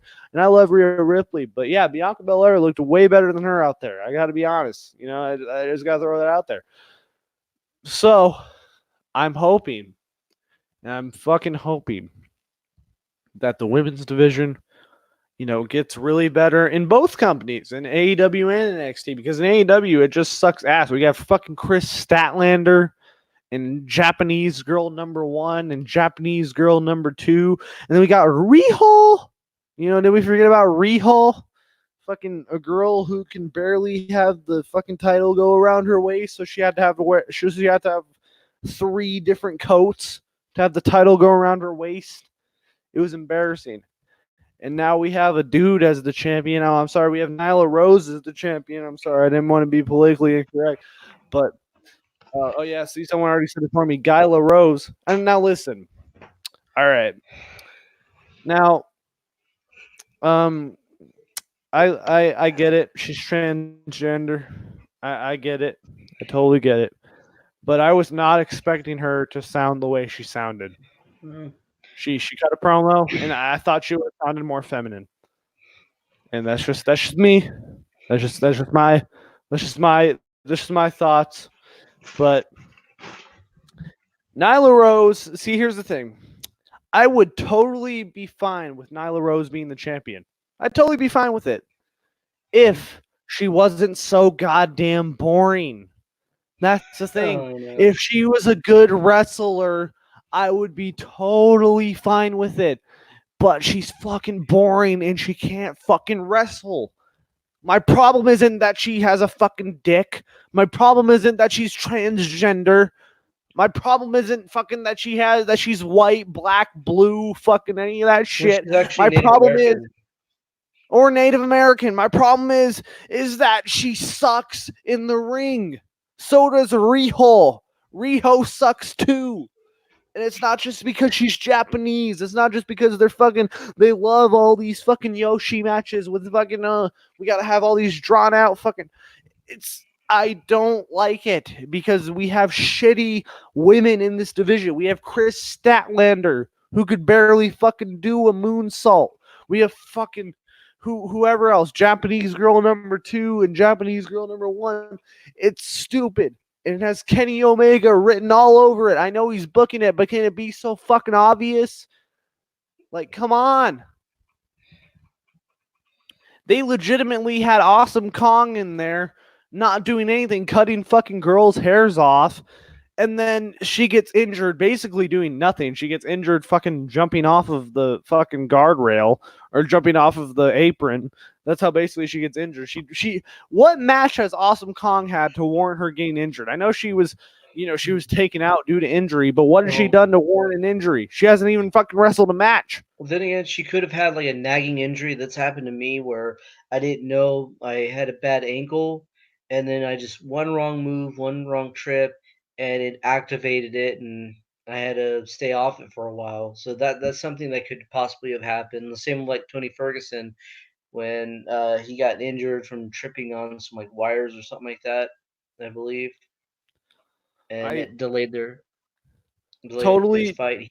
that's totally understandable, but it's why even have her out there? Like they should Yeah. diagnose this shit before. If she has an injury, address it before they fucking put spooky fucking I'm a witch and I'm gonna cut people's hairs off. Fucking we're the Nightmare Collective and we are. And then Brandy Rhodes has the audacity to come out and say, "Well, it just wasn't working. It really wasn't my idea because I just kind of it wasn't your idea, bitch." You weren't the one, coming after people on Twitter, calling them virgins and shit like that when they were lambasting this fucking dumb storyline. Like, am I missing something here? But no, it wasn't my idea. It was the creative pushed on me, and it just wasn't working, and it wasn't playing to the beat of my fucking shut up. It was shit, and everyone shat on it, and now you're backing away from it because everyone is shitting on it because you had a shitty idea. And you know what? Brandy Rhodes in the background with Cody Rhodes is a great role for her. She can't fuck this up. This is a role she can't fuck up. So props to her, and I'm glad. I hope all the kids out there buy the Brandy Rhodes and Cody action figures. And when I say all the kids, I mean all the neckbeards out there with their wives, quote unquote. And by wives, I mean fucking anime pillows. But And love dolls. anyways, Don't forget about the love dolls. yep. But Jeff, I really have nothing else to talk about. I know you're yawning. I know you're tired. So, Yeah. is there anything Yeah. else in particular you want to talk about? No, I think we've pretty much covered it. I mean, this is pretty much why I don't really talk about wrestling on my channel anymore, because like wrestling sucks. I wish AEW would be something that made me a fan of wrestling again, but no, there's it's too much bullshit. Orange Cassidy and his douchebaggery, having his hands in his pocket. Really seems like he doesn't want to be there. Marco Stunt, the 12-year-old kid who ran away from home because his dad told him to get a haircut. Um, oh god, over the hill, Chris Jericho. I mean, he's great. Jericho's a great wrestler and all, but come on. It's starting to show. His age is starting to show. Oh yeah, no, and don't forget about the Party City dweller Darby Allen. Oh God. Well, I I mean, like Darby Darby Allen. He was Allin's good. cool, better than Joey Janela. Oh fuck! Don't even get me started on Joey. No, I don't think anyone wants to hear me rant about Joey Janela today. But and the fact that we had like, did you see this whole segment when they were beating on Moxley and then Darby Allen comes out with his skateboard against the whole inner circle? It's like, okay, us five guys, us five grown men should be scared of this fucking Don Knotts thin guy with a skateboard. Us five of us. There's five fucking men, and one of them's Jeff Cobb. Oh my One of God, them's Jeff yeah. Cobb. One of them's Jeff Cobb, and the other one's fucking Jack Swagger, a fucking an Olympian, or not an Olympian, an all-American collegiate fucking wrestler. And And they're an MMA scared of fighter. Darby Allen with a skateboard.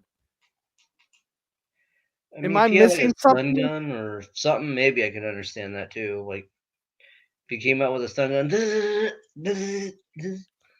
I just, unless you're fucking, I don't know, unless you're fucking gangrel bloodbathing people, I really can't get where the fucking fear is coming from. Because there's five of you and there's one of this fucking guy who looks like an AIDS patient holding a fucking, holding a fucking skateboard. And I love Darby Allen. I'm not shitting on Darby Allen. I'm just saying he's really fucking skinny and he needs to bulk up more. And that's coming from me, who's a fucking skinny white dude in Arizona. I'm just saying, if Darby Allen bulked up more, if Darby Allen was like bulked up more and kind of was like the size of Jeff Hardy, but like without the heroin, and he was Jeff Hardy without the heroin, he would be unstoppable if he had fucking the Jeff Hardy body. You know what I'm saying? Because he Yeah. really is Or like Matt the Hardy. modern. Yeah, he really is like the modern day Hardy Boys wrapped into one. Yeah. But that was just so embarrassing. Him coming out there with the fucking skateboard, fucking. And I believe Scott has a question for you. You said it. Were you ever a fan of Star Wars or Star Trek? Star Wars, yes. Star Trek, no. I was never a Star Trek fan. Uh, eh, eh, Yeah, Star Trek's all right. I yeah. like Star. I thought I thought Han Solo was always cooler than Captain Kirk. I agree. Did you see the Rise of Skywalker? Not yet. I'm kind of really hesitant to see that because I keep hearing that it was pretty bad. It's mediocre, I would say.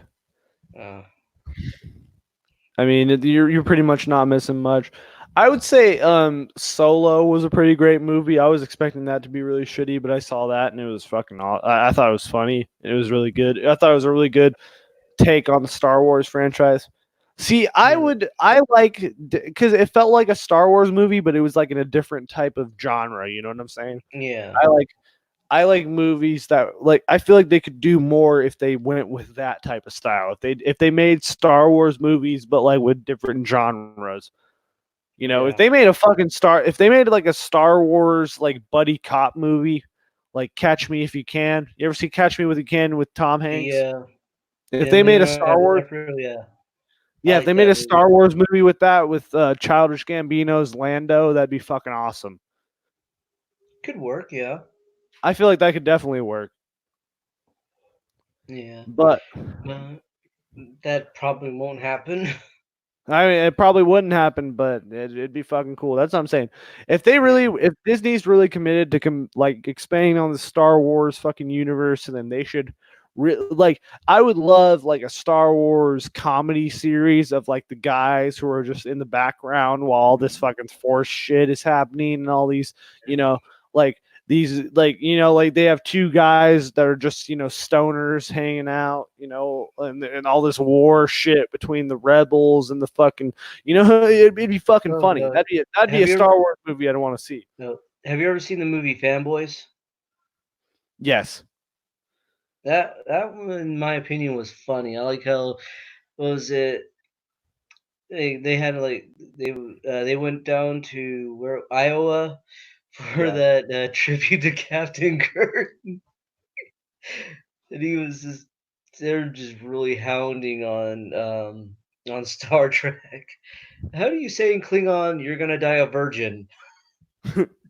See, shit like that's fucking hilarious. See, Yeah. you can do really funny shit like without just being borderline parody. Like, by the way, like if you've ever seen the Phineas and Ferb Star Wars, I don't say Star Trek, but Star Wars episode, that's like fucking the best Star Wars adaptation ever. If I if I'm gonna be honest, and it's Phineas and Ferb, a show made for fucking children. Oh wow. But I don't know. I could Yeah. talk about this shit all day long, and I can Yeah. fucking rant I about did see Star the Wars. I did see the Sonic the Hedgehog movie. I didn't really. I mean, I thought it was okay. It's not really meant for the gamers. It's more meant for just people to go see a movie.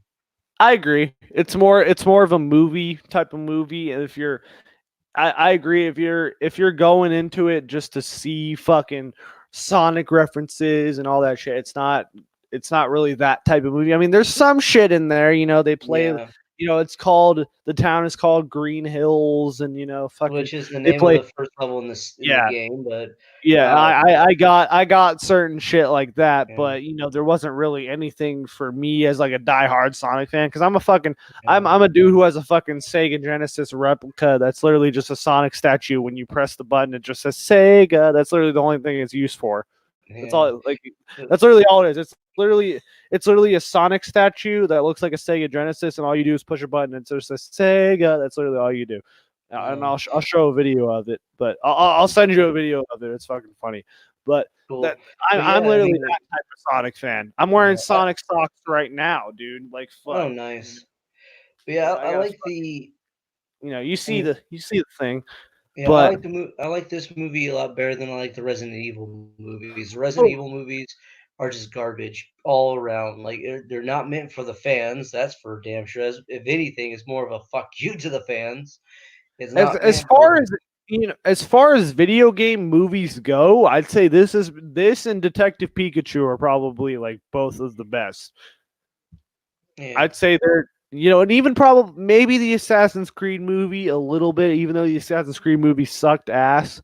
You I could couldn't get into that at all yeah, as a gamer or as a fan of movies. I was like, if all you right, I gotta change the channel. yeah, if you play the Assassin's Creed games and if you watch the movie, it kind of it's for I see it was a bad movie overall, but this movie was a good movie. It was a good Yeah, movie you could watch and saw, but I don't think it's for really all the diehard fans. And this is coming from a yeah, diehard Sonic fan. yeah. It's not My really first for the tattoo, gamers. It's more just for people who yeah, just like to go see a movie. yeah. And this is from someone who's probably my first tattoo is going to be a Sonic tattoo, hands down. But you know, um, Cool. if I would say if they're gonna make a sequel, and I don't give a fuck about spoilers because did you see the end of the movie where Tails showed up? Oh no, I didn't see that. I didn't. You didn't see I where Tails showed up? no, I left. I was like, you know what? I gotta get out of here because I was God damn, at dude, the end of the credits. you have to stay during the after the credits during these movies nowadays, man. And And Jim I thought Carrey. about I that didn't like too, but Jim like Carrey. my girlfriend was like, yeah, we gotta stay after the credits because it's probably something. And sure enough, there was, Yeah. and Tails shows up at the end. But I'll link that to you Okay. because there's a scene at the end. But All right. yeah, But yeah, I Jim Carrey as Dr. Robotnik, I felt like he tried way too hard to be funny, and he I did to too. me I did too. wasn't.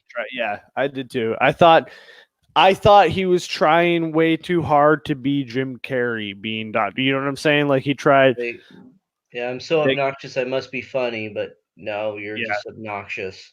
And I hope with the ending of the movie, because now, like at the end of the movie, he's bald and he has the big ass mustache and shit. I hope they go all out with it in the next movie and just make him fat. That's the thing they should do. Because Yeah, if he's on a mushroom planet, then all he's eating is mushrooms. That'll make him fat. So they should just make him fat, and they should really go and make him Eggman. That's what I would do. That's just that's just I my know. because he's Eggman. Come on, you have to make him Eggman.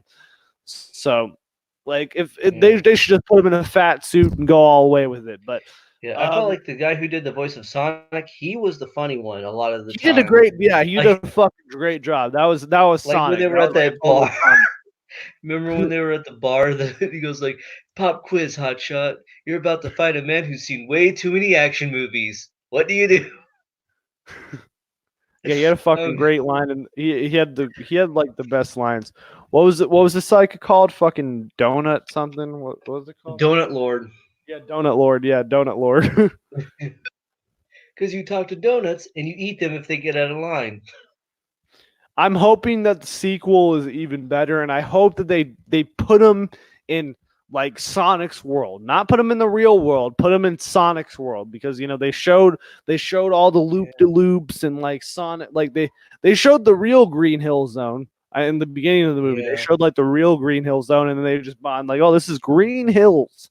If they're gonna if they're gonna really do a sequel and they're gonna have Tails and all these motherfuckers, they really need to go all out with it. I really and think you so. need to have Like, also have the Chaos Emeralds because that was a yeah, huge part of the yeah, original there was part. no fucking mention of the Chaos Emeralds one bit. I know they had like the rings make it like their portals, and that was kind of cool. I liked that Yeah, aspect because of it. like actually in the game, if you collected enough rings, you got to open up a portal to another world to collect the Chaos Emerald. That was in the Yeah, game, so they kind of incorporated that part, which I liked. I thought that was cool, but yeah. mm, I just hope that the next movie is just gonna and honestly, what would be cool if they bring back Metal Sonic? If they have Metal Sonic in there, that'd be fucking awesome. I think But that would be what they would do. Um, for like Dr. Robotnik would make a Metal Sonic to basically combat against Sonic. yep, I that see would that you happening. see.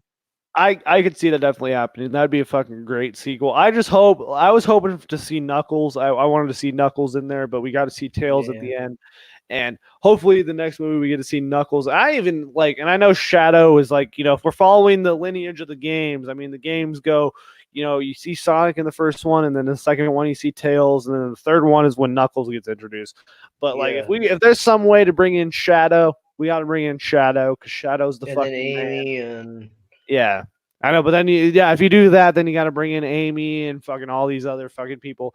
So yeah, I would hope that the next one they introduce Knuckles and Amy and all those guys. I think if it were up to me, they should just have the whole movie be CGI. I would just have the whole movie be CGI, like in Sonic's like home world with like those people, and not have any of these like human people. You could cut back to the human people here and there, because like I thought the yeah, dude who was like Sonic's sidekick was actually he did a really good job. But yeah. like they should just like go all out with that, because I feel like that's a total untapped like potential, and that's why they're doing a fucking Mario movie soon. Like there's supposedly a Mario movie in development that's been in development for a long fucking time, but I thought it's gonna be Shigeru, with. I thought Shigeru Miyamoto said that he would never allow another Nintendo movie to be made to, like, after the See, now you would embarrassment. Now, see, you would think that, and that was the motive for a long time. But Illumination, like the people who made Despicable Me, got the rights to do a Mario movie, and then it was reported that Shigeru Miyamoto is the executive producer of this Mario movie coming out. So, if Uh, that's the case, if they do a really good Mario movie, I could see that being a huge success, and I hope yeah. that happens. But like, You know, it needs to be completely animated. There needs to be no human characters, nothing of that shit. Completely animated, just yeah, and I'll show you, and I'm gonna send you something right now that's actually really cool, Jeff. And I don't know you if know you've what would seen be an this. awesome movie too? A live action Legend of Zelda movie. And Jeff, I was just about to go there with that. There was a long time ago. You remember the Teenage Mutant Ninja Turtles movie back in 2007, where it was like completely animated and it was kind of like Yeah, dark. computer animated, yeah. Yeah. So so the people that were making that, it was around like 2007. I don't know. It was called TMNT. Yeah, And I remember yeah, seeing so that. the people who made that were gonna make a Legend of Zelda movie, and there's a whole fucking like pitch of like animated like footage for a Zelda movie that they were gonna make, and they told Nintendo completely scrapped it. So the fact that they scrapped that, but now they're open to like a company like Illumination making a fucking Mario movie is weird to me. Huh. Did you see that reaction video I did to the Resident Evil pitch for the series? That was going to be called Oh yeah. Arkley.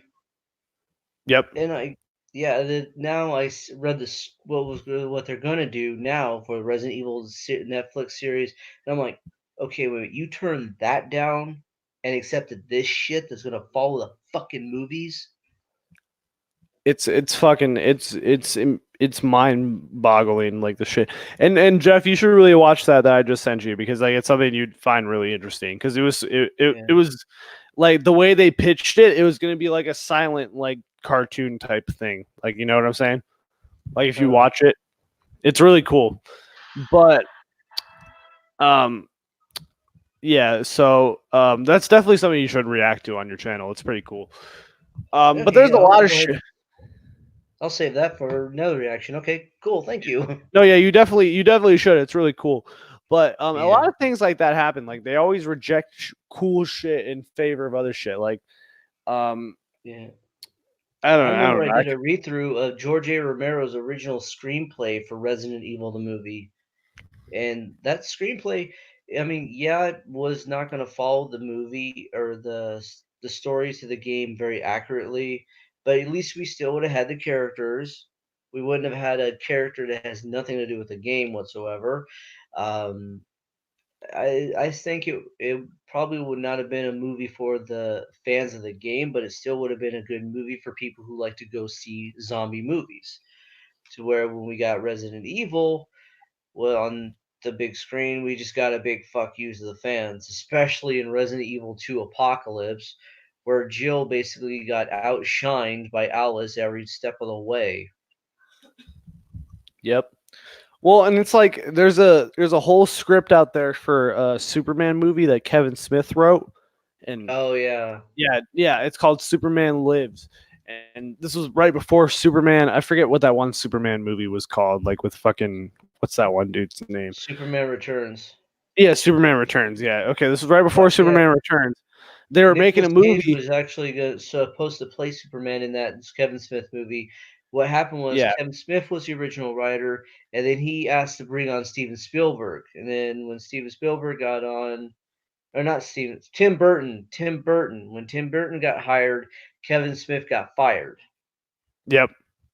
because like Tim Burton didn't like Kevin Smith or something like that. I don't know what the whole deal was with that, but From what I've heard, from like what Kevin Smith said, it says when Tim Burton got hired, they used his, like, Tim Burton got hired based off of Kevin Smith's script for Superman Lives. That's what yeah, the Superman movie was going to be called. It was going to be called Superman Lives, and it was.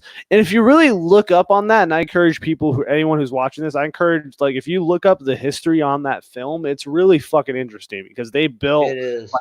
yeah, they had all this great concept art, and like they actually built like this really cool like neon fucking light suit for what Yeah, Nicolas Cage's, yeah, like I they had this what like he was really, supposed to wear, and yeah, I yeah, actually watched the documentary on that. Oh, they showed it on yeah, Showtime a while back ago, and I watched it. I'm like, damn, man, just all that money that went into it that never happened. That's a waste of a lot of money. But then yeah, and they they also started had bringing this, up the good points, though, of why they decided not to when they started looking at some of the films at the time, that how much money they put into it and how much money they got back, and like how their films were not successful at that time. I don't know, man. I feel like if they kept going with it, I feel like it could have been something. Maybe not a success at the time, and I feel like that's the way they were looking at it, but maybe not a success at the time. But over time, I feel like that could have worked, because this is a fucking plot of a movie where it had Superman fighting a fucking giant spider. That was basically the plot of the movie. That was the whole movie, of him fighting fucking giant spider, and he Yeah, had, like, he didn't fly, and he had this different suit, and it was a whole, like, it was basically like a gritty fucking, like a non-Superman movie basically. And if you think about it, it's really like it's kind of like in the vein of Spawn. And if you ever seen Spawn, it's kind of like that yeah, type of movie. Yeah. But if you ever see, Spawn was a fucking horrible done movie because of for the time. But I feel like if they do Spawn now with someone like Jamie Foxx, and like with the right, budget, and the right person playing the Violator, and the fucking, besides John fucking Leguizamo playing the fucking Violator, which was the dumbest casting choice of all fucking time. But yeah. I thought Michael J. White as Richard Simmons was a good choice. He was He a was great perfect. Spawn. He was a great Spawn. Yeah, I wholeheartedly agree. With different, if he had a different budget, different editing, different type of movie, it would have been great. But yeah, if they have someone like a Jamie Foxx or hey, even fucking Michael B. Jordan, if you want to go younger, if you want like a young yeah. Spawn, you could do this shit. It's something that can be done now. Or hell, But Michael J. White could still play Spawn again. I think he he still looks could. young. He's I still I in still great shape. I still feel the same way about Blade. You know, they announced that whatever his name is, what's the name, Mahershala Ali is going to be the new Blade, and I was like, you could still have fucking Wesley Snipes be Blade. Like Wesley Yeah, Snipes is still fucking young. Like he's in his 50s almost, but that's still fucking young. He still looks the same. yeah. He's still in great shape. He still does martial arts and shit like that. So Exactly. It's like you don't even that's a character you don't even have to fucking reboot. Like that's a character you don't need to fucking slap a whole fucking. Oh, we're gonna make our own MCU movie. No, you can just fucking put it in there that Blade is like if you've seen the Blade movies, and I'm sure you have, the Blade movies they're not masterpieces, but they're good no, they're fucking good. movies. I like They're them. movies you can marathon. They're movies you can watch and just get the Exactly. narrative and shit and fucking. You know what I'm saying? They're not masterpieces, especially Blade Trinity. Blade Trinity's fucking, if we're going Atrocious. worse, yeah, it's atrocious. But it's if I'm be honest, it's better than fucking most movies today. If I'm Yeah. be honest. But if Blade is a character that shouldn't be rebooted, that you should just fucking throw into the MCU, and that he's been there the whole fucking time, or that he's been retired all this. You know what I'm saying? There's so many ways you can just introduce. I'm just saying Wesley Snipes is a guy who needs fucking work, and he's still a great fucking actor, and I don't know why Mm. they're just throwing him to the fucking wayside. Same thing. They brought back fucking J.J. Abrams as fucking not J.J. Is it J.J. Abrams as the J. Jonah Jameson? Oh Is yeah. yeah. No, I forgot. But no, I liked him as he's a good actor, and I like seeing him in movies other than the and I 'cause all I've seen him in lately is like those farmers commercials. We are farmers, bum bum bum bum bum bum. Yeah. But um, Oh, I got J.K. Simmons. It's J.K. Simmons. yeah, Why did I say J.J. JK. Abram? I don't fucking know. I See, don't. I'm stupid. Who knows? But no, it's J.K. Simmons. They brought back J.K. Simmons in the new Spider-Man movies as fucking Mr. Jameson. I don't know why the fuck they can't bring back Wesley Snipes as Blade. It makes no fucking sense. Yeah, but honestly, like, um, I like J.K. Simmons. He's a great actor, and um, I think he's perfect for the role of J. Jonah Jameson. Yep. He fits the role perfectly. But I don't like the Spider-Man Homecoming, Spider-Man Far From Home. I don't know. Something about it is just all wrong. You know what I mean? Ah, see, man, this is where we disagree, man. I think he's the best. I think he's the best Spider-Man. Mm, well, See, I mean, like with me, Spider-Man really like okay, see the thing is with Spider-Man, you can tell that fucking story with anyone. You could literally like it doesn't have to yeah, be Peter Parker that's Spider-Man. And that's why I think Spider-Verse is the greatest fucking Spider-Man movie of all time. I like that Like movie. it's yeah, it's probably the greatest fucking Spider-Man movie ever made because it shows that you don't need Peter Parker to be Spider-Man. You Yeah, could have anyone be fucking Spider-Man and make a good fucking movie. yeah. Also, the fact that I liked how the reason why Kingpin was doing what he did, he was like he wanted his family back. It was a good story right there. It told this. It was just a good movie on its own. That's what Yeah, I fucking loved about it. It was probably the best animated movie in a long time. That was a good movie on its own without just being exactly, animated. And exactly. But I can't remember what probably good movie is just a good movie on its own without being animated. I'd probably yeah, have to say probably since the Iron Giant. I mean, the Iron Giant is a movie that like you can watch and not like, it's a good movie on its own without being animated, yeah. I like Lilo and Stitch. That's one of my favorite animated Lilo and movies. Stitch too. Yeah, there's a few good movies like that. But Now, I think one of the things I didn't like about the Spider-Man movies was the guy who played as Flash. Like, I do not buy this guy as a Flash Thompson. I can't see him as being a bully. I see him as the punk that got bullied as a kid more than Yeah, anything. see, and I don't get that either. See, that's the thing. Like with the the new Flash Thompson, at least with the and really Flash Thompson hasn't really been represented accurately in the films at all, really, because like I think maybe in the Amazing Spider-Man movies they got like the right guy to play a Flash Thompson because Yeah, like he was a dick and he had like good, but like I just can't buy anyone picking on Andrew Garfield looking the way he does because he just looks like a fucking he looks like a fucking douchebag surf model. So I can't buy that. So that's the thing with the Amazing Spider-Man movies. The Amazing Spider-Man movies were good, but like I can't buy Andrew Garfield as this fucking nerd in high school. It's like okay, yeah. this guy is a nerd in high school, and I don't want to sound gay right now, but Andrew Garfield's a good looking guy. I can't buy that this But guy is a I nerd like in the high way school. he played the character though for of Yeah, Spider-Man. I Because did. I completely. As far as like mannerisms go, before Tom Holland and shit, I thought he was the best Peter Parker. I thought he was the best guy to bring that character to life. But yeah, Tom Holland came along, and I was like, man, I was like, Tom Holland's really good. And Spider-Man: Far From Home was a fucking great movie. I thought, like, again, I think Spider-Verse is the greatest Spider-Man movie, and I don't think anything can top that. But Spider-Man: Far From Home is a great fucking movie, and Jake Gyllenhaal was great as Mysterio.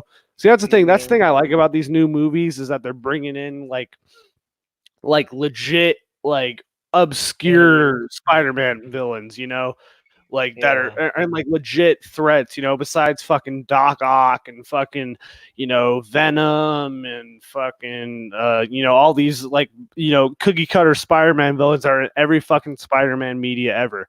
It's always gotta be Doc Ock and fucking Venom and the Lizard and all that shit. But like in these movies, they brought in guys like Mysterio and guys like fucking Molten Man and fucking Hydro Man. Like same thing, they brought in Hydro Man in the last sequel. They didn't call him Hydro Man specifically, but that's who it was. yeah. It's fucking obvious. But that's the thing, and I hope in the next movie they bring in Craven. That's what I'm hoping for. I'm hoping for Craven to be on live action. He's probably my favorite villain of all time. But I'm just a Spider-Man comic book nerd, so that's just my thing. But supposedly they're gonna make a Craven the Hunter movie, and I really don't hope they do that because they're already making a Morbius movie, and that movie looks really cool too. Yeah. But I don't know. Uh, I don't know. Like, I think I wouldn't mind if they brought in the Hobgoblin, then the Green Goblin, because I remember that was when like the first Spider-Man movie, the very first one with Tobey Maguire. Yeah, it was the Green Goblin first, and then it came into Doc Ock, and then it came to Venom and Sandman. I, honestly, the way they did that one with the last one, it was kind of stupid, but I still kind of like the third Spider-Man movie.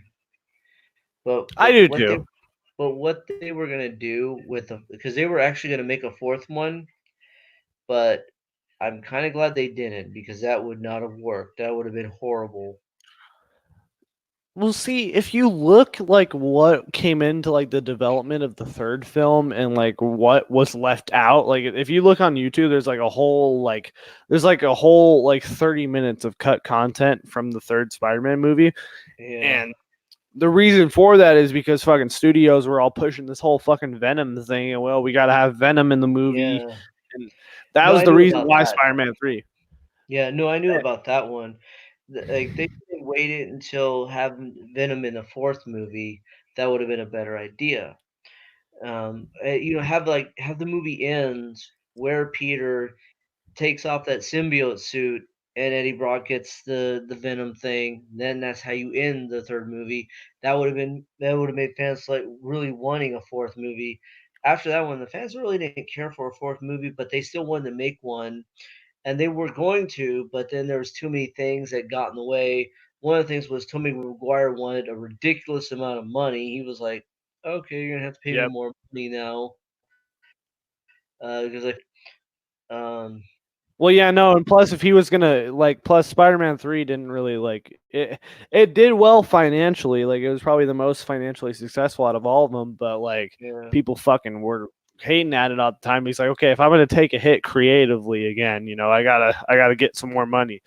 Yeah. But yeah, But then if you, sorry, but yeah, also just the what I've read from the story of what they wanted to do, it was not going to work. It was just going to be completely horrible. I was yeah, like, no, this was going to be a fuck you to the fans. So yeah, I'm now in favor of what they did when starting over from scratch with the Amazing Spider-Man because yeah, who was it who played the Spider-Man in the Amazing Spider-Man movies? Andrew Garfield. Yeah, Andrew Garfield, hiring him was going to be a lot cheaper than hiring Tobey Maguire to come back. So I can understand there financially, and I mean, I liked the Amazing Spider-Man movies. I thought those were great, and I wish they would have made a third one, I especially I because really people I loved it. really hope they made a third. I really was hoping that they made a third one. They really could have. And what they were going to do was they were going to make a fucking whole Sinister Six movie. Like, that's the thing. They were really setting up a Sinister Six movie, not a Amazing Spider-Man 3 at the end of that, which was Yeah, really I was hoping for. I was all on board for that shit. And then everyone hated that movie for some reason.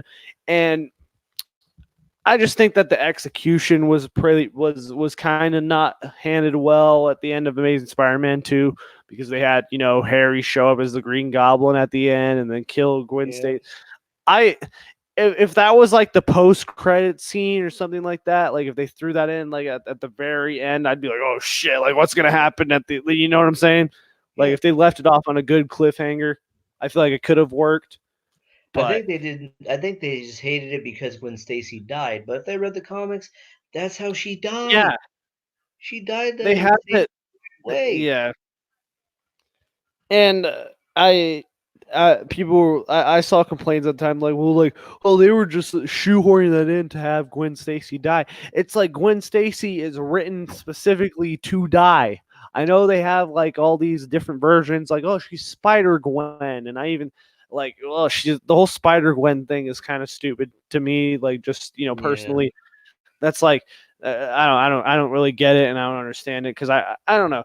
I only like alternate reality shit if it makes sense. The Spider Gwen thing makes yeah, no fucking sense. If it was Mary Jane being Spider Man, then I get it. If it was her being, because then I understand. But Gwen Stacy's not a significant part of the comics. She's really not. Like, if you read the whole Spider Man lore and all that shit, she's really not significant. She was made specifically to die, to make Peter Parker a better character, to yeah. She get was to like she Mary was his Jane. first love. Yeah, she was his Yeah. first love, no doubt about it. And yeah, you kind of at some point you did think they were going to be together forever until what happened with Norman Osborn and Harry and Yeah, Gwen and Peter. that was unprecedented at the time. They didn't, yeah, at the time during back then, like, no one killed the love interest, in comics. It was, Yeah, Superman had its Lois Lane, like that was it. That was it in comic books, but no one killed the love interest. And Spider Man was really the first fucking comic to do that. They were really the first comic to really do like twists and shit like that. If you really read yeah, and go back and like old Spider Man comics, it's really like legit. If I forget which edition it is, but like it's a Spider-Man comic where you're reading it and like Spider-Man's acting different, and then you only really find out like two comic books later that like it's actually not Spider-Man the whole time. That's like it's Harry Osborn playing a trick and he's pretending to be Spider. You know what I'm saying? Like, yeah, comic books back then actually like was like that was the first comic book to actually do like twists and fucking have convoluted messages in there. Nowadays, you can't get away with that shit because people will just spoil that shit online anyways. You can just fucking find the yeah, answer, which is really kind of like sad about getting comic books nowadays because you could just go online and just look it up and see what happens, because that's what sucks about. There's really no point to have comic books really unless you're like a really diehard fan and and also like you to have want to. own physical copies of stuff like myself. Yeah, that's the thing. Like, I don't really see like you can't make your own comic from scratch nowadays unless you're on the internet. And even then, you're like, what money's led to be had? You know what I'm saying? Like, it's not really Yeah, lucrative. And not that it was ever really a lucrative business, but you know what I'm saying? Like, there's not going to be someone making a comic book hero and then them being successful and then making a movie about that. You know what I'm saying? Yeah. I mean, if I were to make a comic book, it'd be for my own entertainment, just to have Exactly. fun with it. Because I like to be creative. I mean, Yep. I've shown that on Facebook plenty of times with projects I work on. You saw the Kanabo I made, right? No, I didn't actually. Hold on, I'll get it real fast. It's pretty badass. Ugh.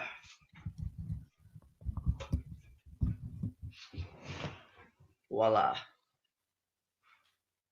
the Kanabo, aka Japanese War Club. Oh shit. Oh shit, that's fucking badass. Yep. Yeah, this sucker is about like 5 pounds and can cause some serious damage. Jesus. Yep. Yeah, see, like the most thing I've ever made, I think I made like a fucking birdhouse one time when I was in first grade. That's about it. Huh. Or also that Wing Chun dummy you see me practice on. I actually made that one myself. Oh shit, that's cool. Yeah, and I even posted a video on YouTube showing how I made it. Because Oh I made shit. that thing. I made that sucker from scratch from a tree log that I had, or that my neighbor had in his yard.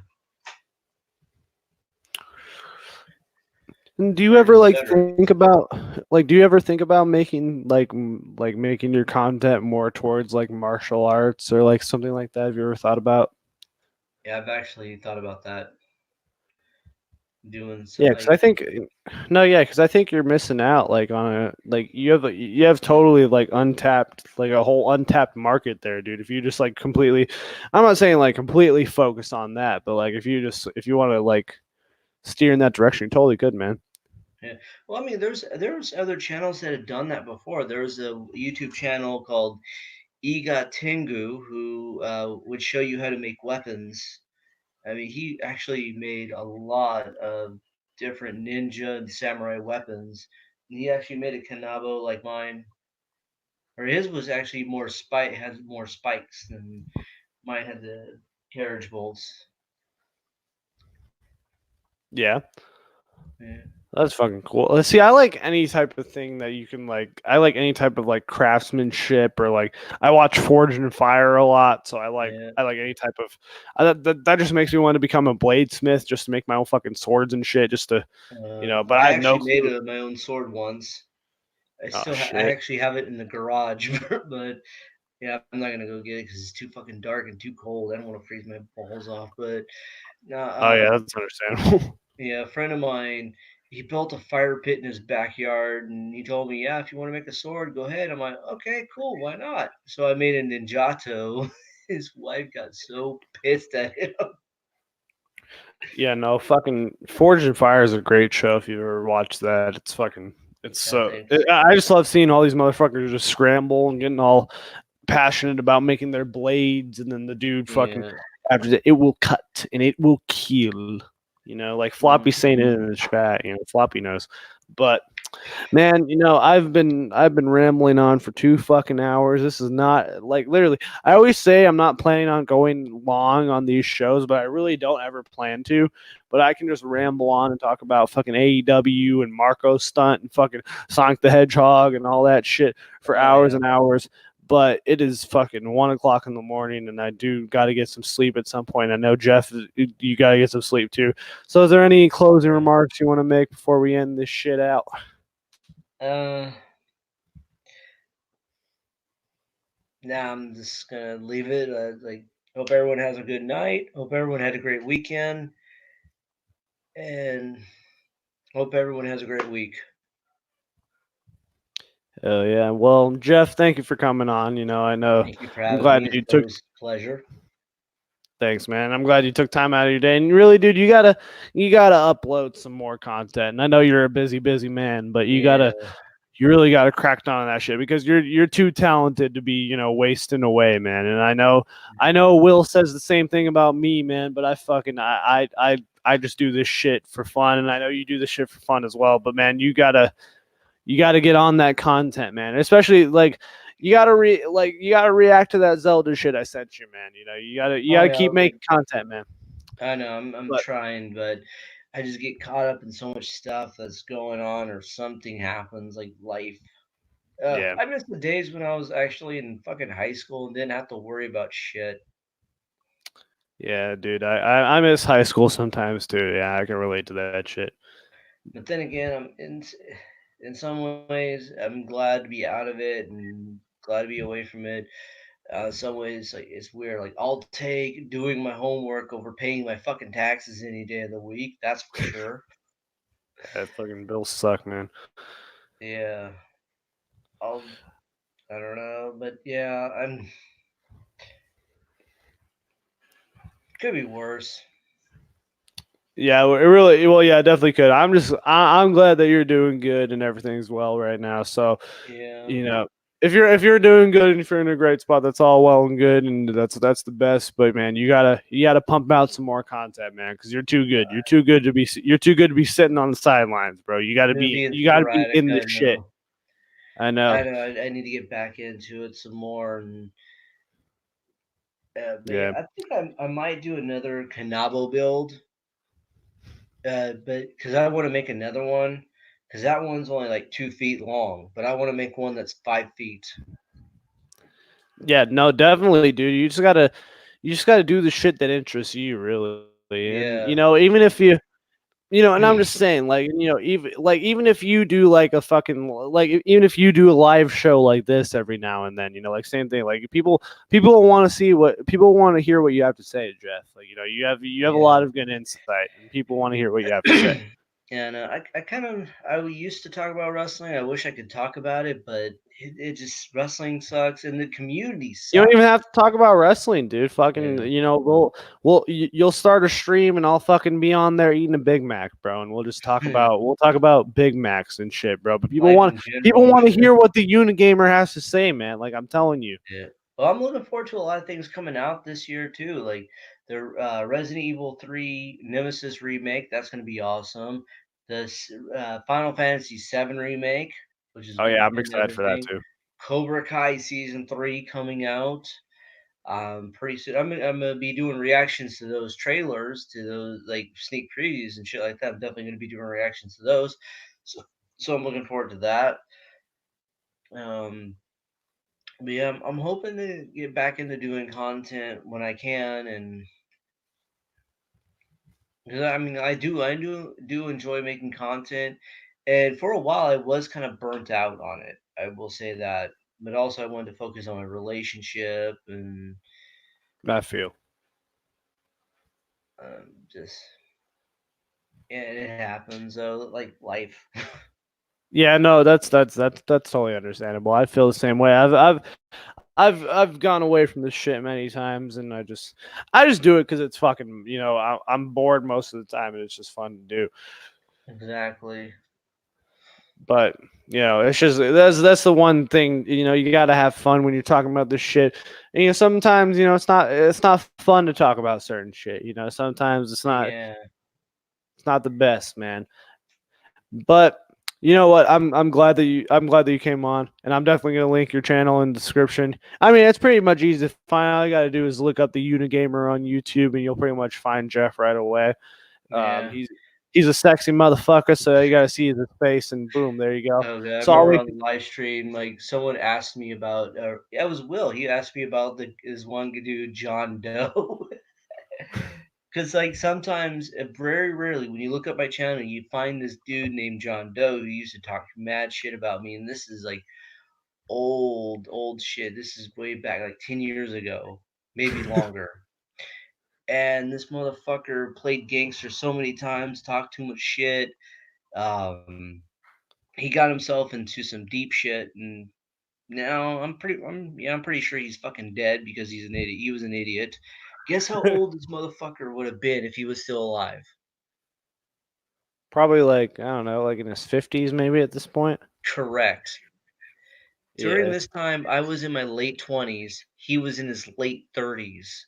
And I'm telling this dude, like, dude, grow up, man. You're you're not a gangster. You never have been. You never will be. You're a fucking idiot. I mean, it's cool if you want to do rap and everything, but just leave my name out of it. We'll be cool. But he kept going too far with shit, and I finally exposed his ass. I doxed him and exposed who he really was. And then he does this video talking shit, saying like, "Yeah, he put my social security." I was like, I did not put your social security number out there. I just put your first and last name and where you worked. That's it. And then he goes, "But I'm not mad though. Does piss me off a little bit, but I'm not mad." I'm like, "Motherfucker, you contradicting yourself. How can it piss you off, but yet you're not mad? That doesn't make any sense." Good. See, like I think I remember something like that because I remember seeing like one video some dude talking about you because I He was remember in the watching parking you. lot smoking a cigar, huh? Yeah, exactly. I remember. Like, see, I'm a Unagamer fan from like back in the day. I'm lip ring sunglasses Unagamer fan. You know. Oh, Jesus Christ. Yeah. Like that's where I go back. So that's where I kind of remember. But that's the thing. If you want to look for Jeff, you can look up Unagamer on YouTube, and there's probably going to be some guy named John Doe talking shit about him. That's probably going to be a few videos popping up. But this guy is Yeah, fucking awesome. I'm glad that you came on here tonight, and this has yeah, been shooting the shit. It's the best show here, the best show there, the best show anywhere. I was not planning on going on 2 hours and 20 minutes. It's almost 2 hours and 30 minutes at this point. But you know yeah, what? That's just the way the cookie crumbles, and I can't believe I just said that sentence. But you know what? Who cares? Anyways, like this video, comment on this video, subscribe if you want to. That is Jeff. I will link his channel in the description. Jeff, is there anything else you want to say to the viewers? I mean, we got two people watching here. I'm pretty sure it's probably Scott and Floppy. But yeah. Thank you guys for watching. Hopefully you enjoyed this live stream. I can't wait to be doing some more of Cubics. Me and him have something in the works that we've been talking about off we scene. do. Something that actually, and that's a funny thing, it was me, him, and Malik were gonna actually be doing this, but Malik had to be a stupid motherfucker and ruin that opportunity. But it Oh happens. yeah, that's just the way life is. It just shit happens. You expect to start something and actually get something off the ground with someone, and then they never hit you back up, and then they call you a white devil the one day. But anyways, yes, me and Jeff, we do have something in the works, but that's behind closed doors. We will get to that when we get to that because we might get some more people in on that. But yeah, anyways, this That's has all we're been gonna be shooting the saying. shit. Yeah, that's all we're gonna be saying for right now. It'll happen. It'll trickle in a few. You'll see it. It'll sprinkle Yeah, in. It's like a little seasoning. I'll sprinkle it in yeah. there every now We're and then. gonna You'll see some tease you a seasoning. little bit. Yeah, A little we gotta tease tease. you a little bit. But yes, this has been shooting the shit, and I'll probably be streaming tomorrow or the next day or the next day after that. I don't know. I like to space these shits out, so Yeah, you'll probably see me again tomorrow if I feel like it. I don't know. I want to have more guests on here I want to definitely get Floppy in on here because I know Floppy was trying to come in, but I don't have him on Facebook or anything, so I want to figure that out. But yeah. yeah, so we'll see you guys next time. I'm Jacob McGovern, aka Cubics, and I will see you guys next time. Remember, ladies and gentlemen, keep your dicks hard and your pussies wet. And Jeff, I think you have something else to add to that. Good night, everyone. Take it easy, and if she's easy, take her twice. There you go. That's what I was waiting for. See y'all later. Did I press the button? Shit. There we go.